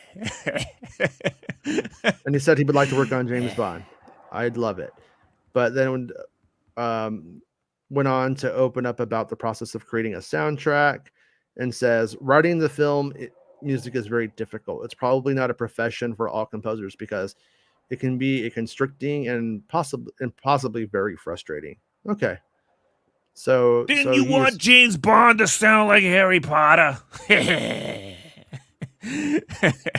I'm oh, by the way, it's like going through and looking at like a lot of the old Indiana Jones stuff, right? And remember, I can't remember what the kid's name was. It had like, people thought his name might be Hynek at times, or Jaime. It was like Hynex or Jaime. Jaime was the name. And no, it was Jaime or Hynex. It made no sense how they could think one or the other, but apparently they do. Jaime makes the most sense to me. But when they end up in that city, like being chased like in that little car and stuff, like the little cart thing is like going all crazy and stuff, the filming for that, the stunt double for Jaime is in that costume in those scenes. So that character, like the kid with the little 70s like kind of almost fro going on, he is apparently going to be the short round third wheel on the adventure with Indy and L3. We'll just call everybody by their Star Wars names now, with Han Solo and L3. So thought that was kind of interesting. Yeah. Oh, also, my favorite. I don't know if this is out there, but I saw a picture of Mads Mikkelsen from those scenes looking older. So Mads is definitely in the opening and the other parts of the movie. So I think it's safe to assume that the plot of the story is that a Nazi scientist is saved, put into the project to make rockets for the United States, the whole Armstrong sequence that we have. Project Paperclip. Operation Paperclip. And he's as a product of that. The Winter Soldier. Yes. Yeah.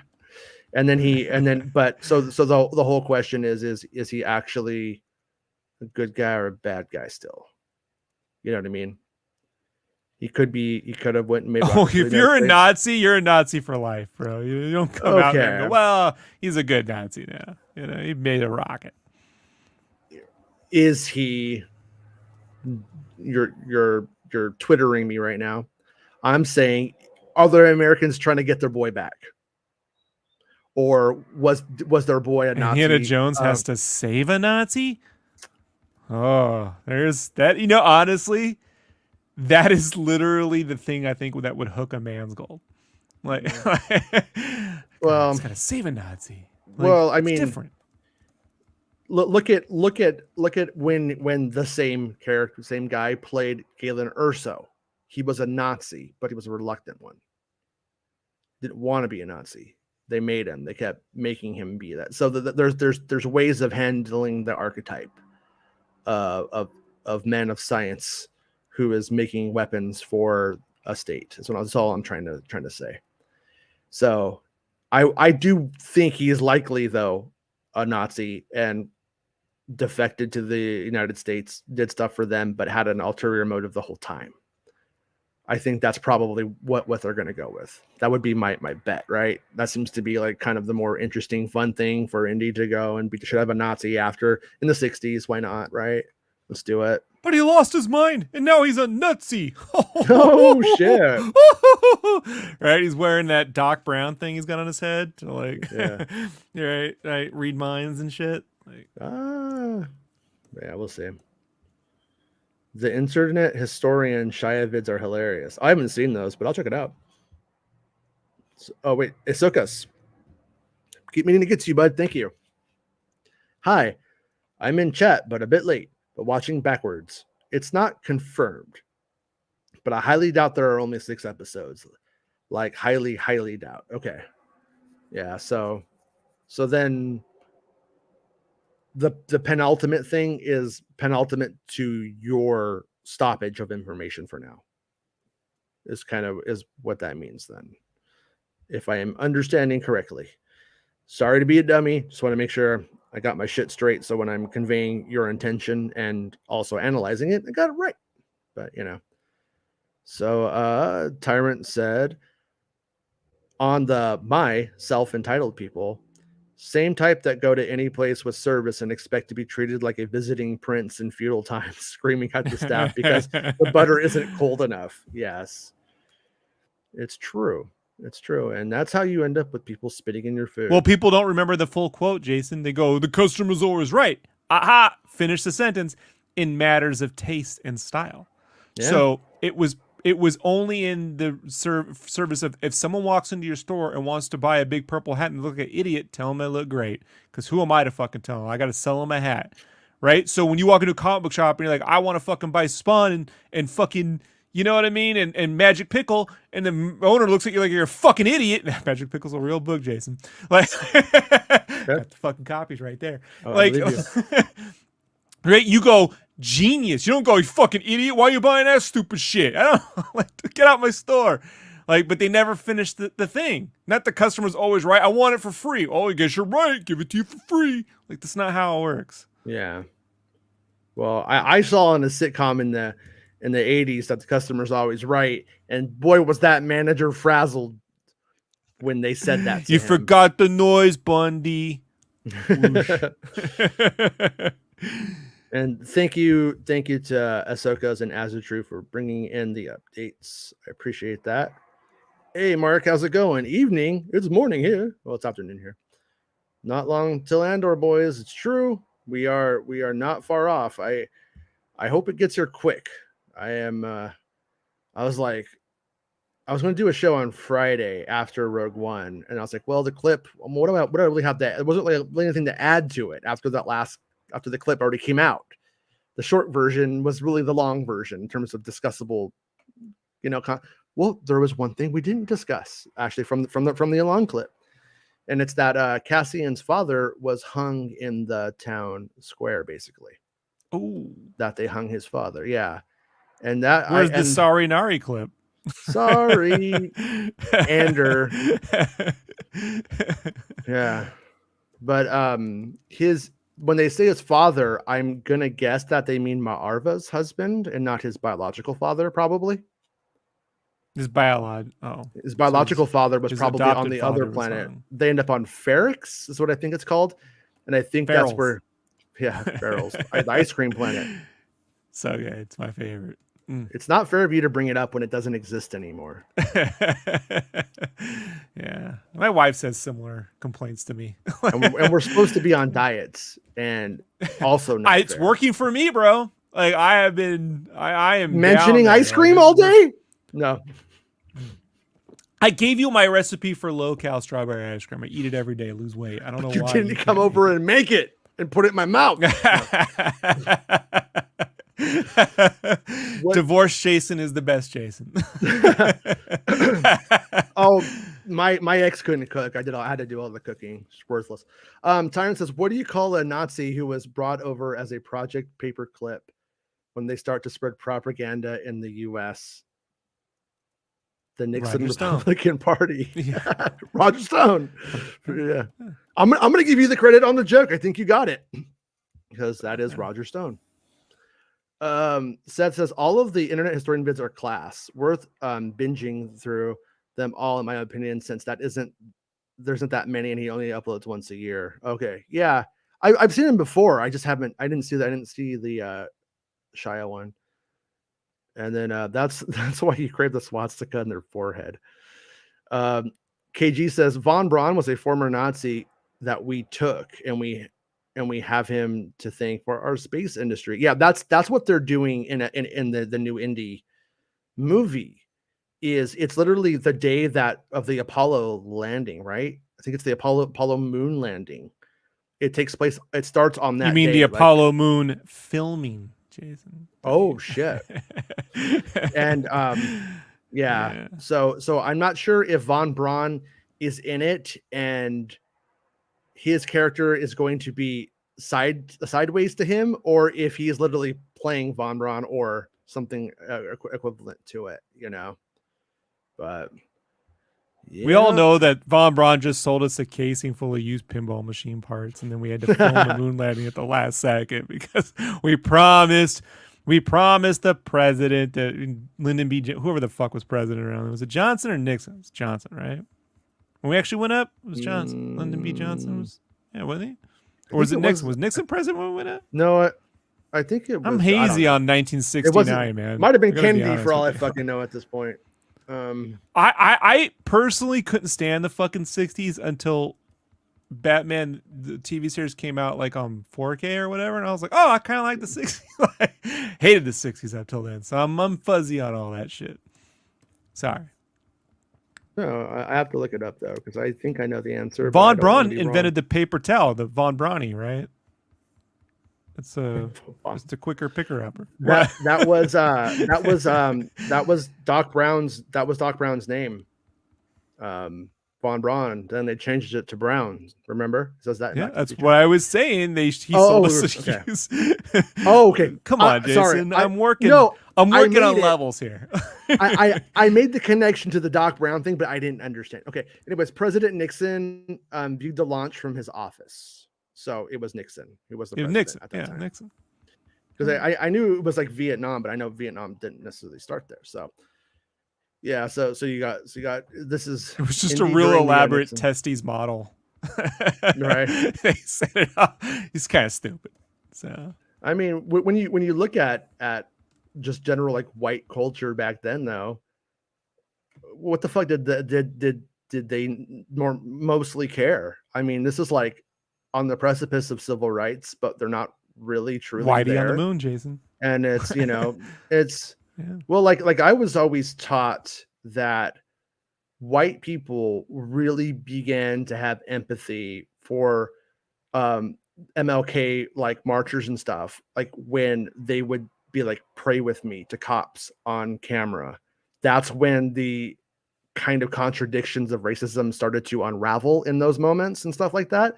But when you get down to it, like post World War II, you don't like colored people and you don't like the Jews. Me either. Come on over and make rockets for us. It's all the same to us. You know what I mean? Like I don't even think that for most of them, it was necessarily the fact that they were racist was the issue.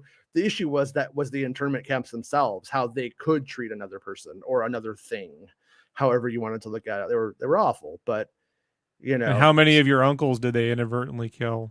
You know what I mean? In that needless fucking war for no fucking reason. Well, I remember being really, really young.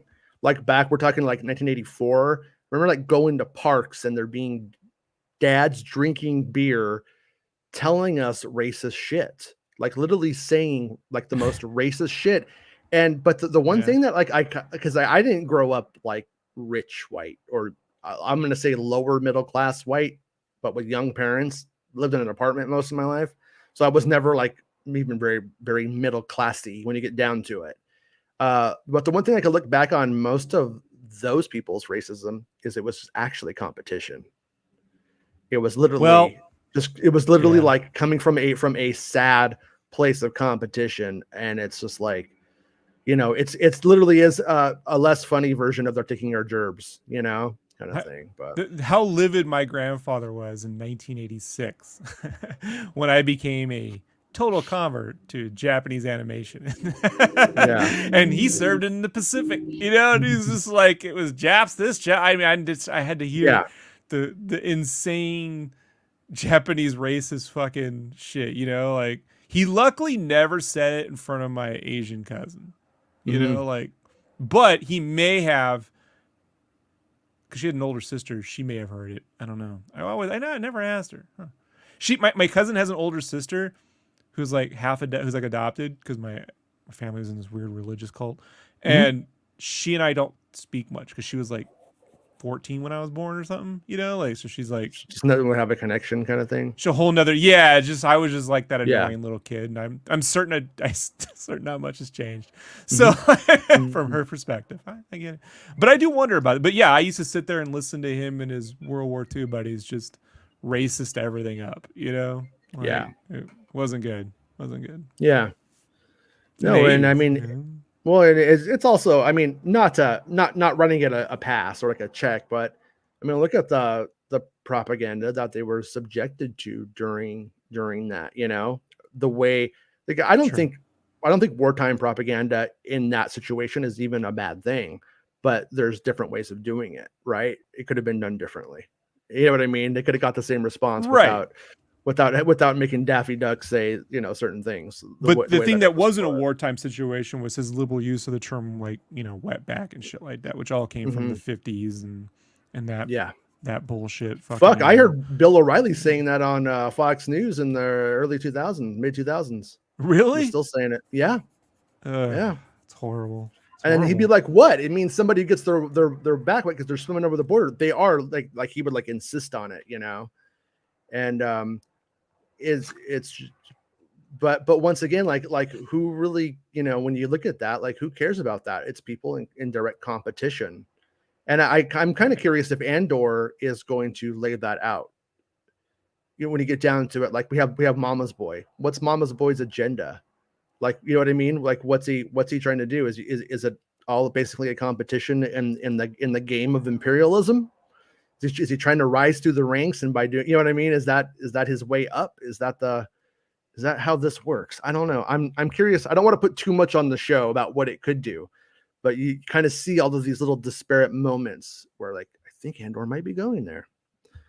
Eric says, my great uncle served in the Pacific, and he was the same. Also, didn't like Obama for reasons.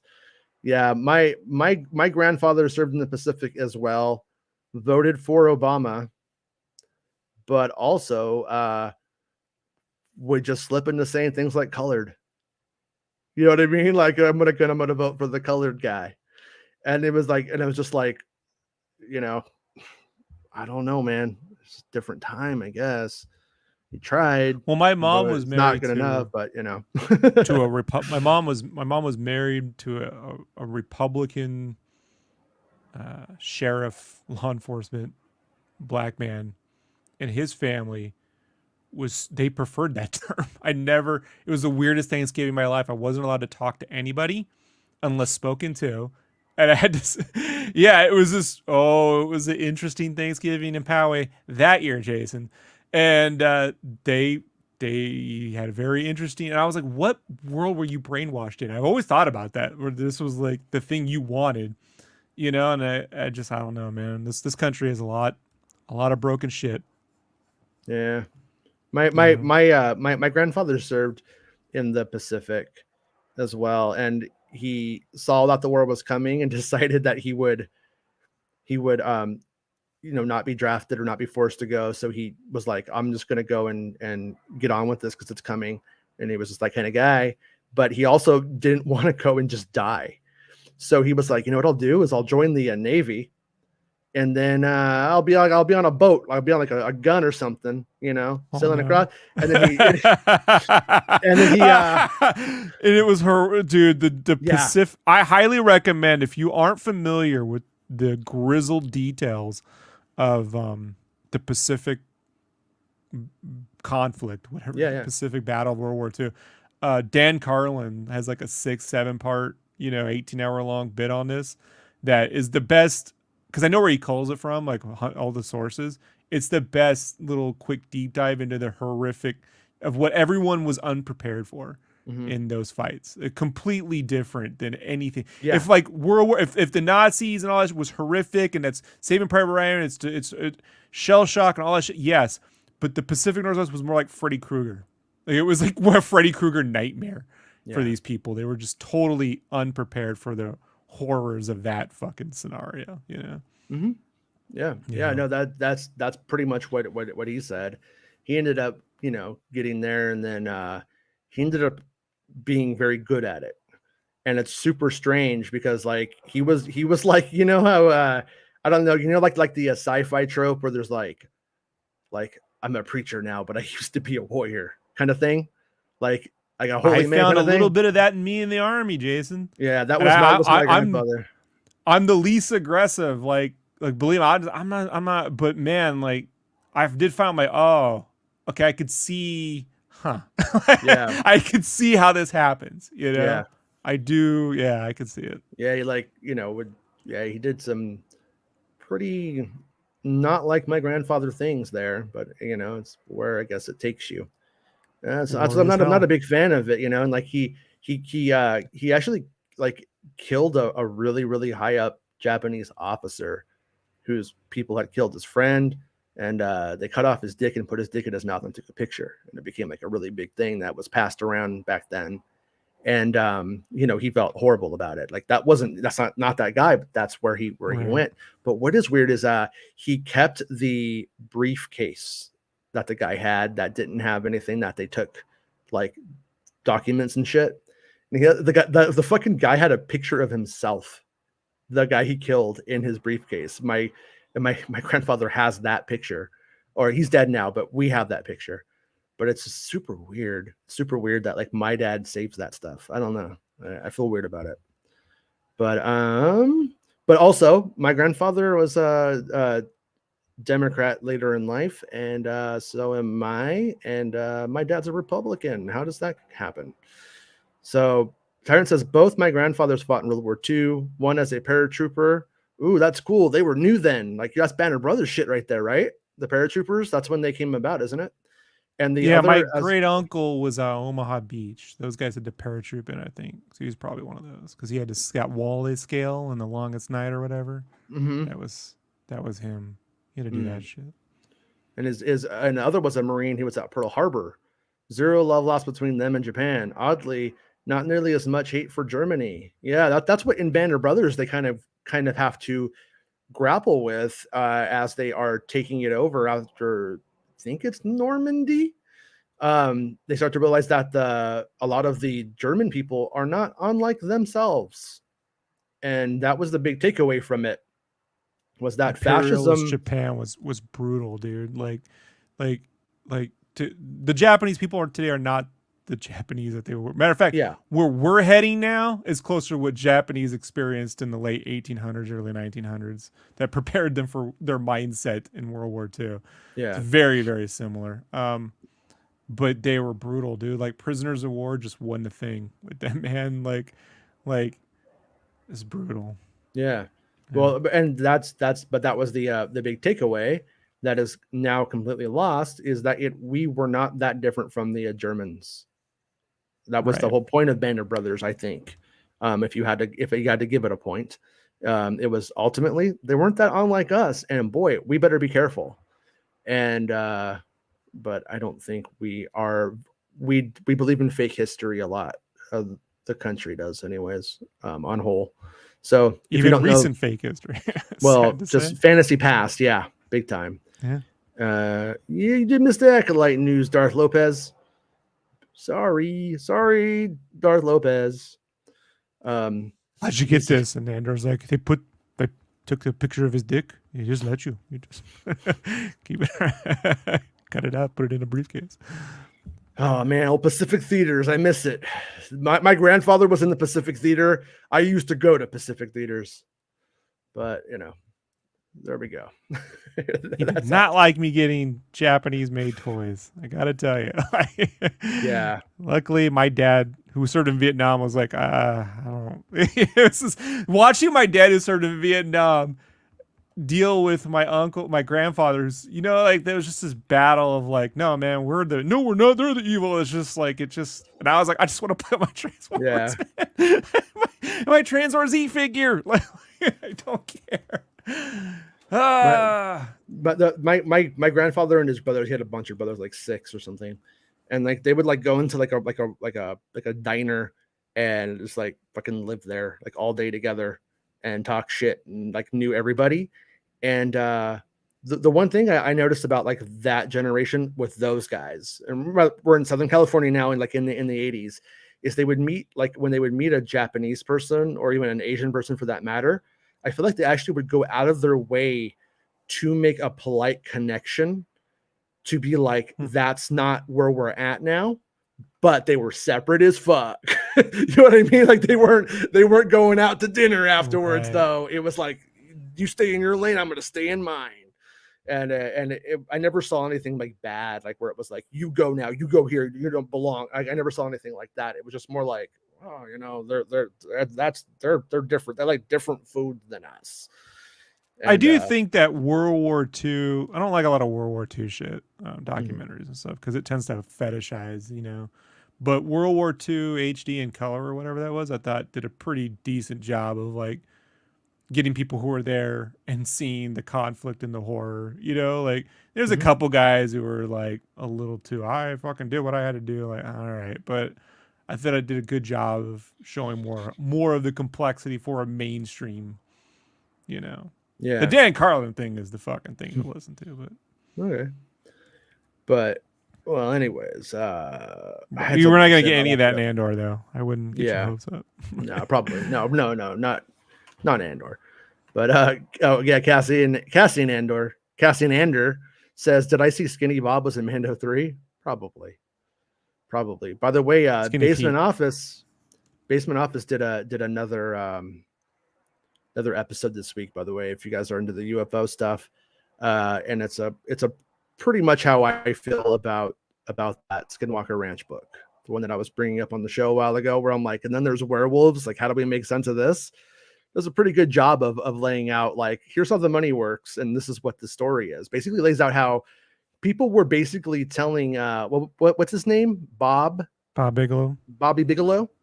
What he wanted to hear to keep the job. Is kind of what he lays out, and it's very convincing. So it's definitely worth checking out. The last couple of episodes have been pretty good. And also I got Elizondo basically trying to say that Lou from the UCR show is it was a convicted felon. He's not. All kinds of weird shit. Like, I don't know what's going on, but it's not looking good for a lot of the earlier stuff in this part of Disclosure that we were like, maybe this is the guy. Maybe it doesn't look good, honestly. I didn't think it was a dude. Yeah. I was like, you know what? Here's the whole thing though. If it was ever going to be, it would be somebody from that culture and that kind of shit. And oh yeah. But it's looking more like it is a guy who saw an opportunity to take his past position and sell it as something else. Because that sounds familiar. Yeah, keeps promising a lot of things that recently? That never happened. And then now it seems like we still have a wall. Did they lock her up? Yeah. Huh. Pretty much. Interesting. Darth Lopez grew up in L.A., Mid Wilshire, been in Chicago. So I went to Chicago for celebration one time. Cold, too windy.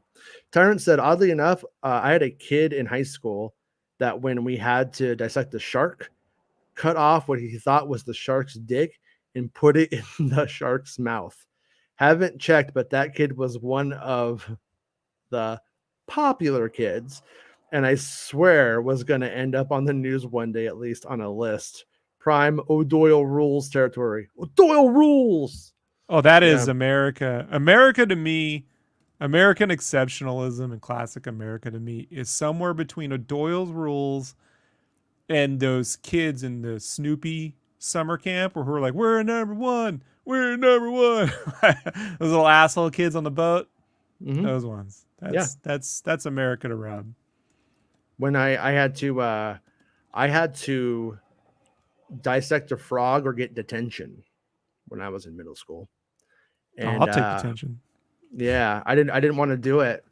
And the teacher's like, he's already dead. Frog's already dead.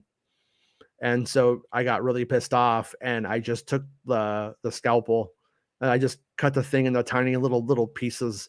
And my answer to every single thing on the form was psychopath, that I probably didn't spell right.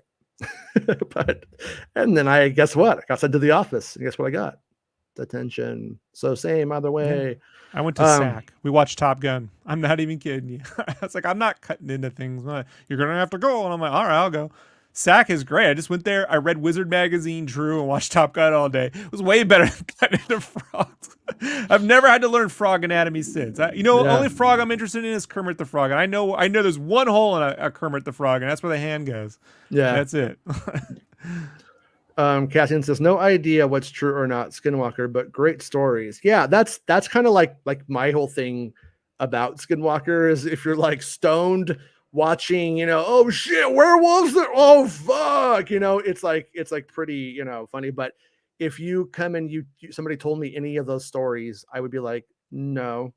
And they don't ever put up the evidence. There's absolutely, I think if there's anything going on there's something that's making people hallucinate.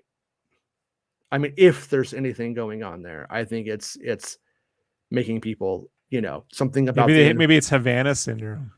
Yeah, but maybe it's making people, trip out for whatever. Maybe it's from nuclear fallout for all I know.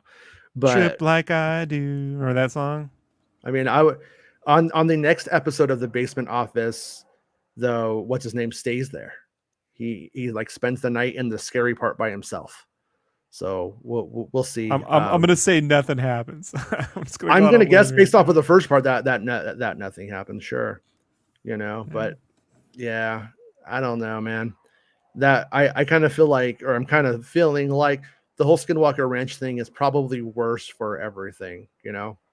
When you get down to it, like I don't think that stuff is necessarily helping. And for me, man, when I first heard it on Coast to Coast, I was like, it sounds like Skywalker Ranch. Like someone just came up with Skinwalker Ranch, Skywalker. Like it's just, Skywalker Ranch was such an indelible part of nerd culture in the 80s and early 90s that when this shows up on Coast to Coast, I'm like, that's a hop, skip, and a jump from wordplay. Like because I see the colors, and the colors in my head, they're similar. And I'm like, I don't know, man. Like, so you can go, well, that doesn't discredit. I'm like, it's just a big stretch, like Bigelow film, like.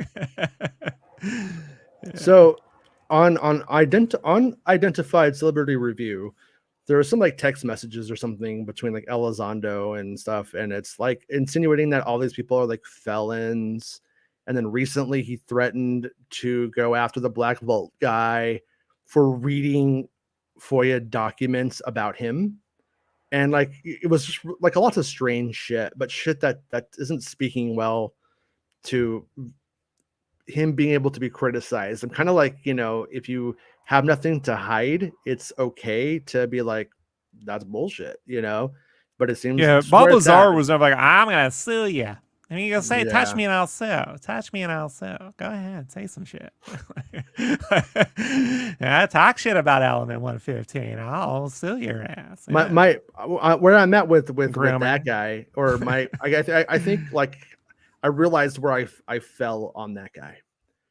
If he is telling the truth at all, I think he's lying about the Element 115 stuff as the fact that he stole it. If he's not lying, I think if he's not lying about the story itself, I think he's lying about that to make the Yeah, I don't government think he has any. to make the government think he has something. That way, they like he feels like he has a card to play or something, when in reality he doesn't. You know what I mean? But Sure. you know, And about his education. But yeah. And anyways, but I would watch that last UCR episode if you follow them, and get the whole thing there, because I'm telling it poorly, and it's drama, so I don't want to like misconstrue one little thing and upset some rando. Eric Denton says Granny was a dame who in 08 really didn't like a B or N being the nominee who couldn't vote for a Republican. As I became more savvy, I realized she was a Democrat who didn't get the memo in the 60s. Makes sense. So yeah, no word on Plagueis, Darth Lopez, and you missed the so you did, but you did miss the Acolyte news earlier in the episode. Tyrant says Elizondo, I think he always had crumbs, but if those were legit or not, I don't know. Once the Basement Office video, it became obvious he was trying to pick up a project he wasn't originally involved in. Yeah, is kind of like trying to use the credentials off of it to some extent, is the way that it appears. And there is always this small chance that Elizondo is doing some wrong things for the right reasons in his mind. Whether it is or not is not the point I'm trying to make. And he may have seen irrefutable evidence, and he believes that this is a real thing, and whatever quote moves the needle, as he's always saying, is worth it to him. And in the end, of course, that find it right in my arm. Hold on. There. Yeah. But you know, it's like you know, like he is involved. He was involved in those things, but to what extent is still, you know. Anyways, I do believe that he was involved personally, but what I also kind of think is that I think that you could have fringe maniacs running a program. Let me give you an example of the way I see it, Jason. Mm-hmm. I'm involved in this show in which you have tons of information about inside Star Wars knowledge. Mm-hmm. I then don't go out after I leave this show and then claim like I had all the fucking knowledge. Yeah. And I know only what you told me. Right. You know, and what you've told me, which is minimal compared to what you see what I mean? Like extremely minimal compared to what you know. Like just a little bit more than you guys. And when I say a little bit more, I mean just a smidge more. Mm-hmm. So like, and that's how you could easily see, oh, I leave here and I go do one, and I just take everything you ever said and I twist and turn it in a way that makes me look like I have advanced knowledge about other stuff. Yeah. You know, and then eventually that runs out. You know, there's only so many years you can do that. And then what? Yeah. Well, he's supposedly writing a book. The book will come out, and then the book will be scrutinized. And I really kind of think maybe when that hits is maybe when I think, you know, the verdict will be out. I would love for all of this to be some kind of misunderstanding, and for Elizondo to be the guy that we were hoping for, so to speak. You know what I mean? Maybe not in his politics or his personality or whatever, you know, his smash mouth style. Maybe not. I had to inform my wife, by the way. She was really bummed out about that one. What, that he's walking on the sun? Yeah. Yeah. She just was like, no. I'm like, sorry. Yeah. But I mean, you know, we'll have to see. I mean, it's no, what I find like kind of weird about it is like he doesn't refute anything like with the truth, or like when Basement Office does, I think sounds like really good research, to be honest with you. It does look like it's really good research to me, and this doesn't really like, you know, set it straight at all. It's a bit like sweeping it under the rug. I mean, what's the number one lesson in PR is don't reiterate your opponent's point. just yours, because then now they've heard your opponent's point twice and yours once. That's how it's supposed to work anyways.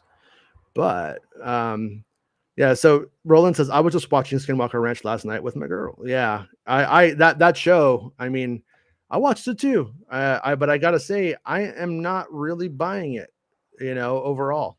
I don't really think, and like the science stuff doesn't make any sense. I don't understand why you're only launching rockets. I don't understand why you're not using drones. I don't understand why you're saying that drones crash and we can't use them, but then you never show a drone crash. I don't understand why, if technology doesn't work, the cameras to film the show do.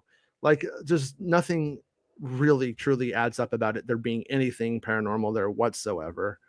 So see, I don't watch the show, Mhm. but my involvement with the knowledge of that comes from when Knapp and them kind of would talk about it on Coast to Coast AM. And this all starts after like Art kind of had a run with the couple books. Like, he sold some movie options. He got Global Coming Superstorm, which ends up becoming 2012, that movie 2012, right? And like Bob Lazar kind of got a movie deal that, in his defense, he got put the kibosh on, It's like, and so I always felt like this seems like it's like another movie deal thing. You know what I mean? Like, it seems like something you're selling to get somewhere, Yeah. So, and I don't know, man, when they would bring up Bob Bigelow, I'm like, when someone says they know a millionaire or a billionaire, I'm like, it's like when Howard would bring on Trump. And I've been against that motherfucker for a long time, Trump. So it's like, I'm like, I don't want to hear about your billionaire friend's going to somehow save us or give us some inside knowledge, like, Yeah, I was always waiting for them to wheel out the Native American guy from Poltergeist too, like right? Like, it's always felt like it was a little Poltergeist 2-y. Skinwalker Ranch. Well, the one thing about Skinwalker Ranch too is what's the hold on me Skinwalker Ranch cast. What's his name? I'm drawing a blank on the blonde guy's name. Travis Taylor. Like, Travis Taylor was working for the government in secret. And like Nate Doty. Maybe. I mean, that's the whole thing, is like, what does that mean? Because in the way he was framing it was like, well, if they were spying on you guys, I was going to tell you. Or maybe if they got onto the right path, you were going to take them off the right path. If it was real, right? Let's just pretend there are UFOs there. I mean, but it does start to seem like, oh, misinfo campaign. That guy, Bo of the Fifth Column, pretty good political commentator, does like a couple of videos a day sometimes. He was talking about the new the Gillibrand stuff that's going on, and was saying like, this does, I think he was saying, if I understood him correctly, a lot of this language may be an excuse to spy. Like, we're looking for UFOs, but it's also a way of kind of getting around treaties, spy treaties and stuff like that. Yeah, when conservatives are interested in helping you, I'm like, there's a grift here. Well, like, there's two religious bends to the whole thing too. The first is that you have people who believe that those are demons in the sky, that they are fallen angels. Santa. Not Santa. No, he doesn't do that. Just but our Santa. I just Santa. Some mall Santa, some mall Santa, not our Santa. But some Santa, Santas say, Jason, that they're fallen angels. So some Santa says that, and but then at the same time, like, the dude who owns it is a Mormon dude. And it does seem like the Mormons have an interest in proving that UFOs and other places exist in the galaxy because their religion says so. It makes them putting toy stores out of business. It just makes them a little more right. You know what I mean? About their second favorite thing to do is to put toy stores out of business. Yeah, that's true. Mormons. I mean, it's like funny because it's like you want to be skeptical, but also like just have to like look at the fact that it like, I still think the Navy video is pretty amazing. The Tic Tac video is still really an amazing thing. and nothing really takes away from that until we have it debunked that maybe like there was a flaw in the equipment. It's none of it makes sense because they saw it with their eyes. There's just I too don't know, much man. going I on there. watched the Yeah, fucking Phoenix Lights live, bro. You yeah, know, that right, changed my right. world. And it was No, like, oh, it's a exactly. military flare. I'm like, it's not a military flare. It's stuff for 40 fucking minutes stationary in the air. You know, Yeah. that's not what they're designed for. Such Right. I found out when I'm gonna check it off again. I fucking went in the military. I'll never forget that night. The first real flare goes up. I'm like with the parachute and shit, and I'm like, that's not how it flew. Like it floats Yeah. away. Balloons just don't stay stationary. No. You know, ask everyone who works at Disneyland when one takes off. Here Or it goes. like when you have like balloons next to jets in pictures, like Jet Wash would move the balloons, and there's all kinds of shit. So yeah, it but you know, you have all of the stuff that is like sort of the look over here and trying to capitalize on it kind of thing. And I would love to be wrong though. It'd be fucking pretty sweet if there were fucking metal ass werewolves and shit walking around like finding UFOs. My guess is, if I had to guess why conservatives are so interested in UFOs right now, is they can't remind their constituents that they haven't done shit for them economically or sociologically. They haven't, you know, like they can't give them the wall. They can't. There isn't another caravan until November. Trust me. And then it's coming, but it's too early for that. And so in between, they gotta like distract them with the UFO shit. You know, like that's basically where I've come to it. You know. Eric says the podcast Alien State really made Elizondo seem untrustworthy. Yeah, all of that stuff was already building up. I listened to that podcast when you had sent it to me. I had actually heard it. I think you have to pay to listen to the other one, so I didn't. So I don't know if it got better, but yeah, that was all of that stuff was the stuff I had been reading that was out in the ether for a little bit. So yeah. Roland says, I'm a big UFO guy and I never seen some crazy stuff in I've seen some crazy stuff in national parks out west, but yeah, I don't know about Skinwalker Ranch. And I've been through the Inwa Basin, didn't see a thing while I was there. You know, there was a guy, I don't know him. He's like a big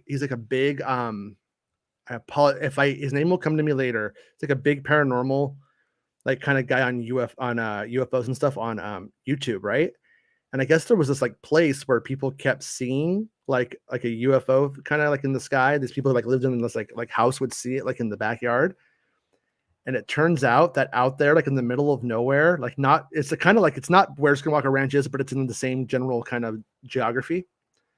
It was a stop sign that was left out in the middle of nowhere. And when someone would drive on this highway with high beams, it would reflect and shoot up into the clouds or into the fog and would literally make this green, like UFO or whatever kind of like weird light kind of flickering thing. And people couldn't figure out what it was. But finally, like the guy, I guess, was out there for like 3 weeks looking for it, couldn't find it, or for weeks couldn't find where it was at. Then like went like a mile out even further than they had expected and found the stop sign. And when they put the high beams on, they were able to replicate that out there. So when you don't have any light pollution and stuff like that, you could have some pretty interesting things happen when you have, I think it was only LED high beams that would do it or something weird like that too. Well, the one night I was hoping to see a UFO object in San Diego was when we had that blackout back in like 2014, you know, because it was like it was almost 12 hours or 20. It was like almost a whole night. We had that fucking state, from Phoenix to San Diego, everyone was at the parks. It's like the happiest I've ever seen Californians was when we all didn't have power for like a day. But that night I was like, man, I just want to see, you know what I mean? Like what we could see when all the light pollution's off, but nothing. Yeah. Roland says, I believe military documents and reports over random people. I've seen things like the Phoenix Lights in Levittown, Pennsylvania. Used to be a huge hotspot with the steel mills when the steel mills were there. So yeah, I mean, like it's like that. I'm like I've seen things a couple of times throughout my travels, but I'm really good at talking myself out of it being what it could be, or that being the most likely explanation kind of stuff, you know? Well, I'm still trying to find an explanation for my little, whatever the fuck I saw in July of 2008 in Irvine. Yeah. Yeah.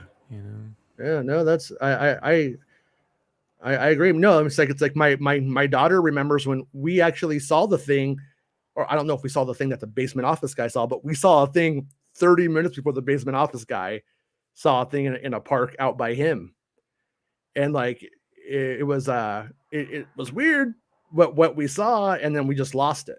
We kind of like lost it in the sun. But my daughter remembers it. And she thinks it was crazy. So it's like it's definitely interesting. But I'm sorry, Tyrant says, Jason, it's time for the monthly subscriber only special YouTube Ghost fancy, but for UFOs, you fancy. You can workshop the name. All right, I'll do that. But anyways, we have gone about 24 minutes over, but I missed looking at Rob while he writes his letters to the president. Right now he's writing a letter to the president saying that he wants there to be Coke in every water fountain, Coca-Cola, because it's the most American thing he knows. Given his sound, we got a good shot at this. Okay. And he wants it to use real cocaine again. Okay, well, if it was the former guy, we got a good chance at Diet Coke in every fountain. Yeah. Like, I think I could get that one done. Hunter Biden laptops for all.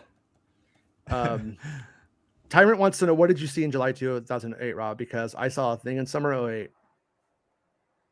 What's know about I'll tell the story really quick. So I was in Irvine waiting to see The Dark Knight I think I had the 7 or 8 o'clock showing, whatever one that was. And I was there. I didn't see it. Yeah, and so I didn't know him. We had to sit outside. This was before it was the IMAX, so there was no like the Irvine Spectrum, right? Yeah. Irvine Spectrum, and there's no reserved seating in 2008, so you just line up.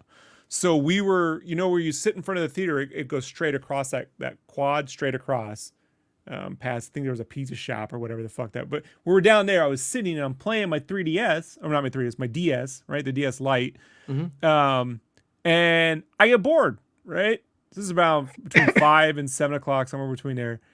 And I look, because it was dusk, I look up, and then this point of light comes down, stops, and then I go, whoa, right? And then it splits into two dots, right? 2 dots like that. It goes 1, 2 dots, and then they both go toward the ocean at the same rate of speed, dude. I was like, look at that. Like I wasn't calm about it, they're like, what? Well, then everyone was looking, but it just went, Right. It's exactly when it happened.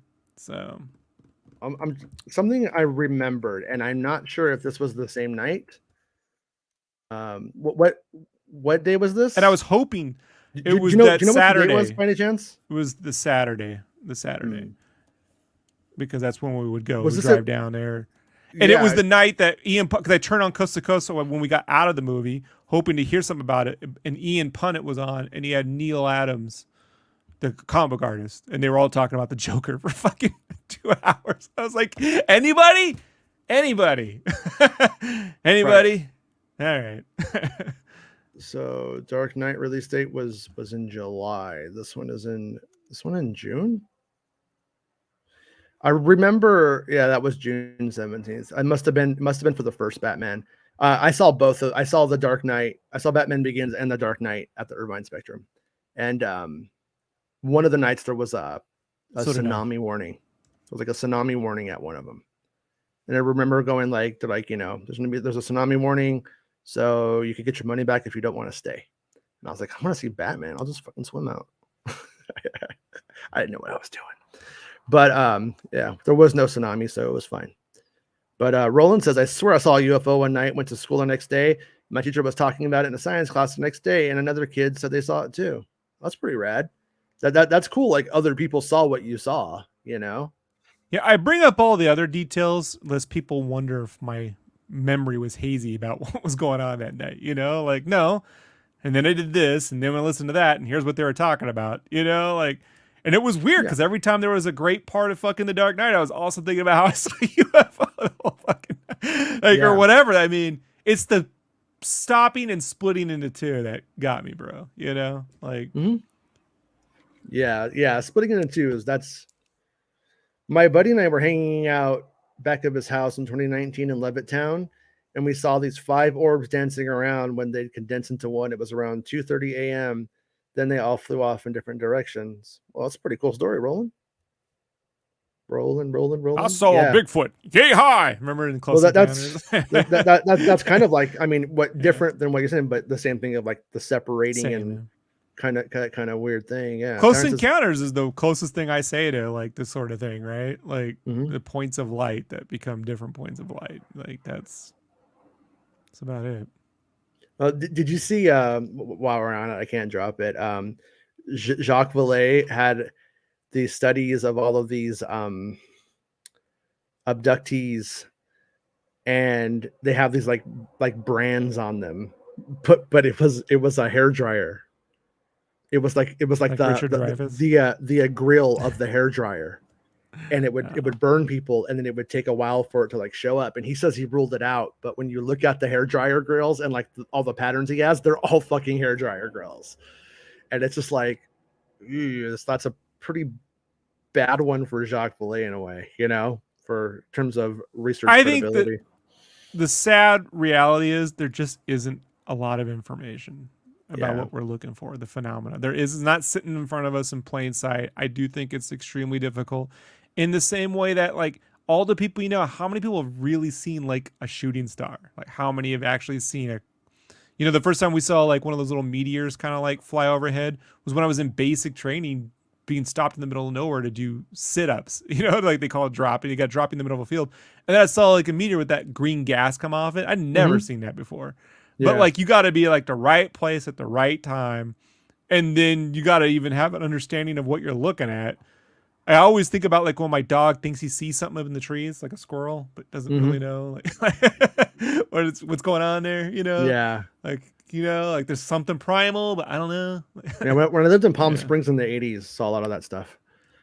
Seth says, I think I saw one on the way to the beach. When I got to the beach the other week, there were two static bright objects just sitting next to the sun with a jet flying towards them. Well, I gotta get that picture, Seth. Come on. Sounds cool though. I filmed them, but accidentally deleted the footage from my phone, so I was mad because I was going to share it. Come on, what the hell? For one chunk, second, I was kind of hoping that greed would help us get there, right? The cynical side of me, because good nature will never win. And when NFTs were kind of taken off for a little bit, right? I was hoping, well, maybe a rich dude or someone will try to sell their UFO, the one they actually took as an NFT. Like, like they'll just try to profit off it. But I was like, it's not going to work out. But it was kind of maybe, like, I got it, but it's $300,000. Like, uh-oh. Tarn says 4 people rappel off onto the roof of the school, run to the far side, then come back and get pulled back up. Helicopter takes off, still near the sound at 120 yards. Definitely not UFO, but I live close to Fort Knox and have heard helicopters for a large part of my life. And this was like nothing I had heard. That's weird. Yeah, that's where I went to basic training, Fort Knox. Fort Knox. All I know is it's hard to break into. Stripes.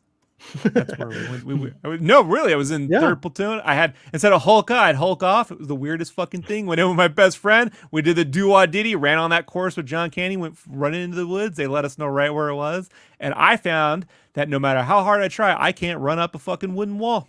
That sounds right. I just would run and my foot would hit it and I'd stop. I just can't. I can't do it. Flat feet, man. Can't scale. Yeah. They just go straight. Like, yeah. Can't do it. All right, everyone. We'll be back tomorrow, probably the same bat time, probably the same bat channel. And so be cool. Send us any questions or comments. And Rob has something to say, guys. Listen up. I did sneak a look at the Phantom Menace trailer when I was in basic. Yeah. I knew it was going to be on TV, so I claimed to be sick. Whatever. Go there, and I knew they had a TV, and I was just hoping maybe I would see it. I saw a little bit of it before some fucking something sergeant realized what I was doing and turned the TV off. I was like, damn it. I saw little bits. You're all, every generation has a leg. I can't read it. That's why I bring up the Army only here. You won't see me talk about it on my channel. It's not on anywhere else. But that was the last time I was one of you Star Wars fans. That's right. That was it. One of you people. All right. Thanks everyone for being a channel member, liking the video and all that jazz. See you guys tomorrow. Bye, Rob. I got to run, Rob. So I'll talk to you in a bit. Bye, everybody. It's the end of the show. Come on, let's go. Hey! It's the end of the show. Come on, let's go. Hey! It's the end of the show. Come on, let's go.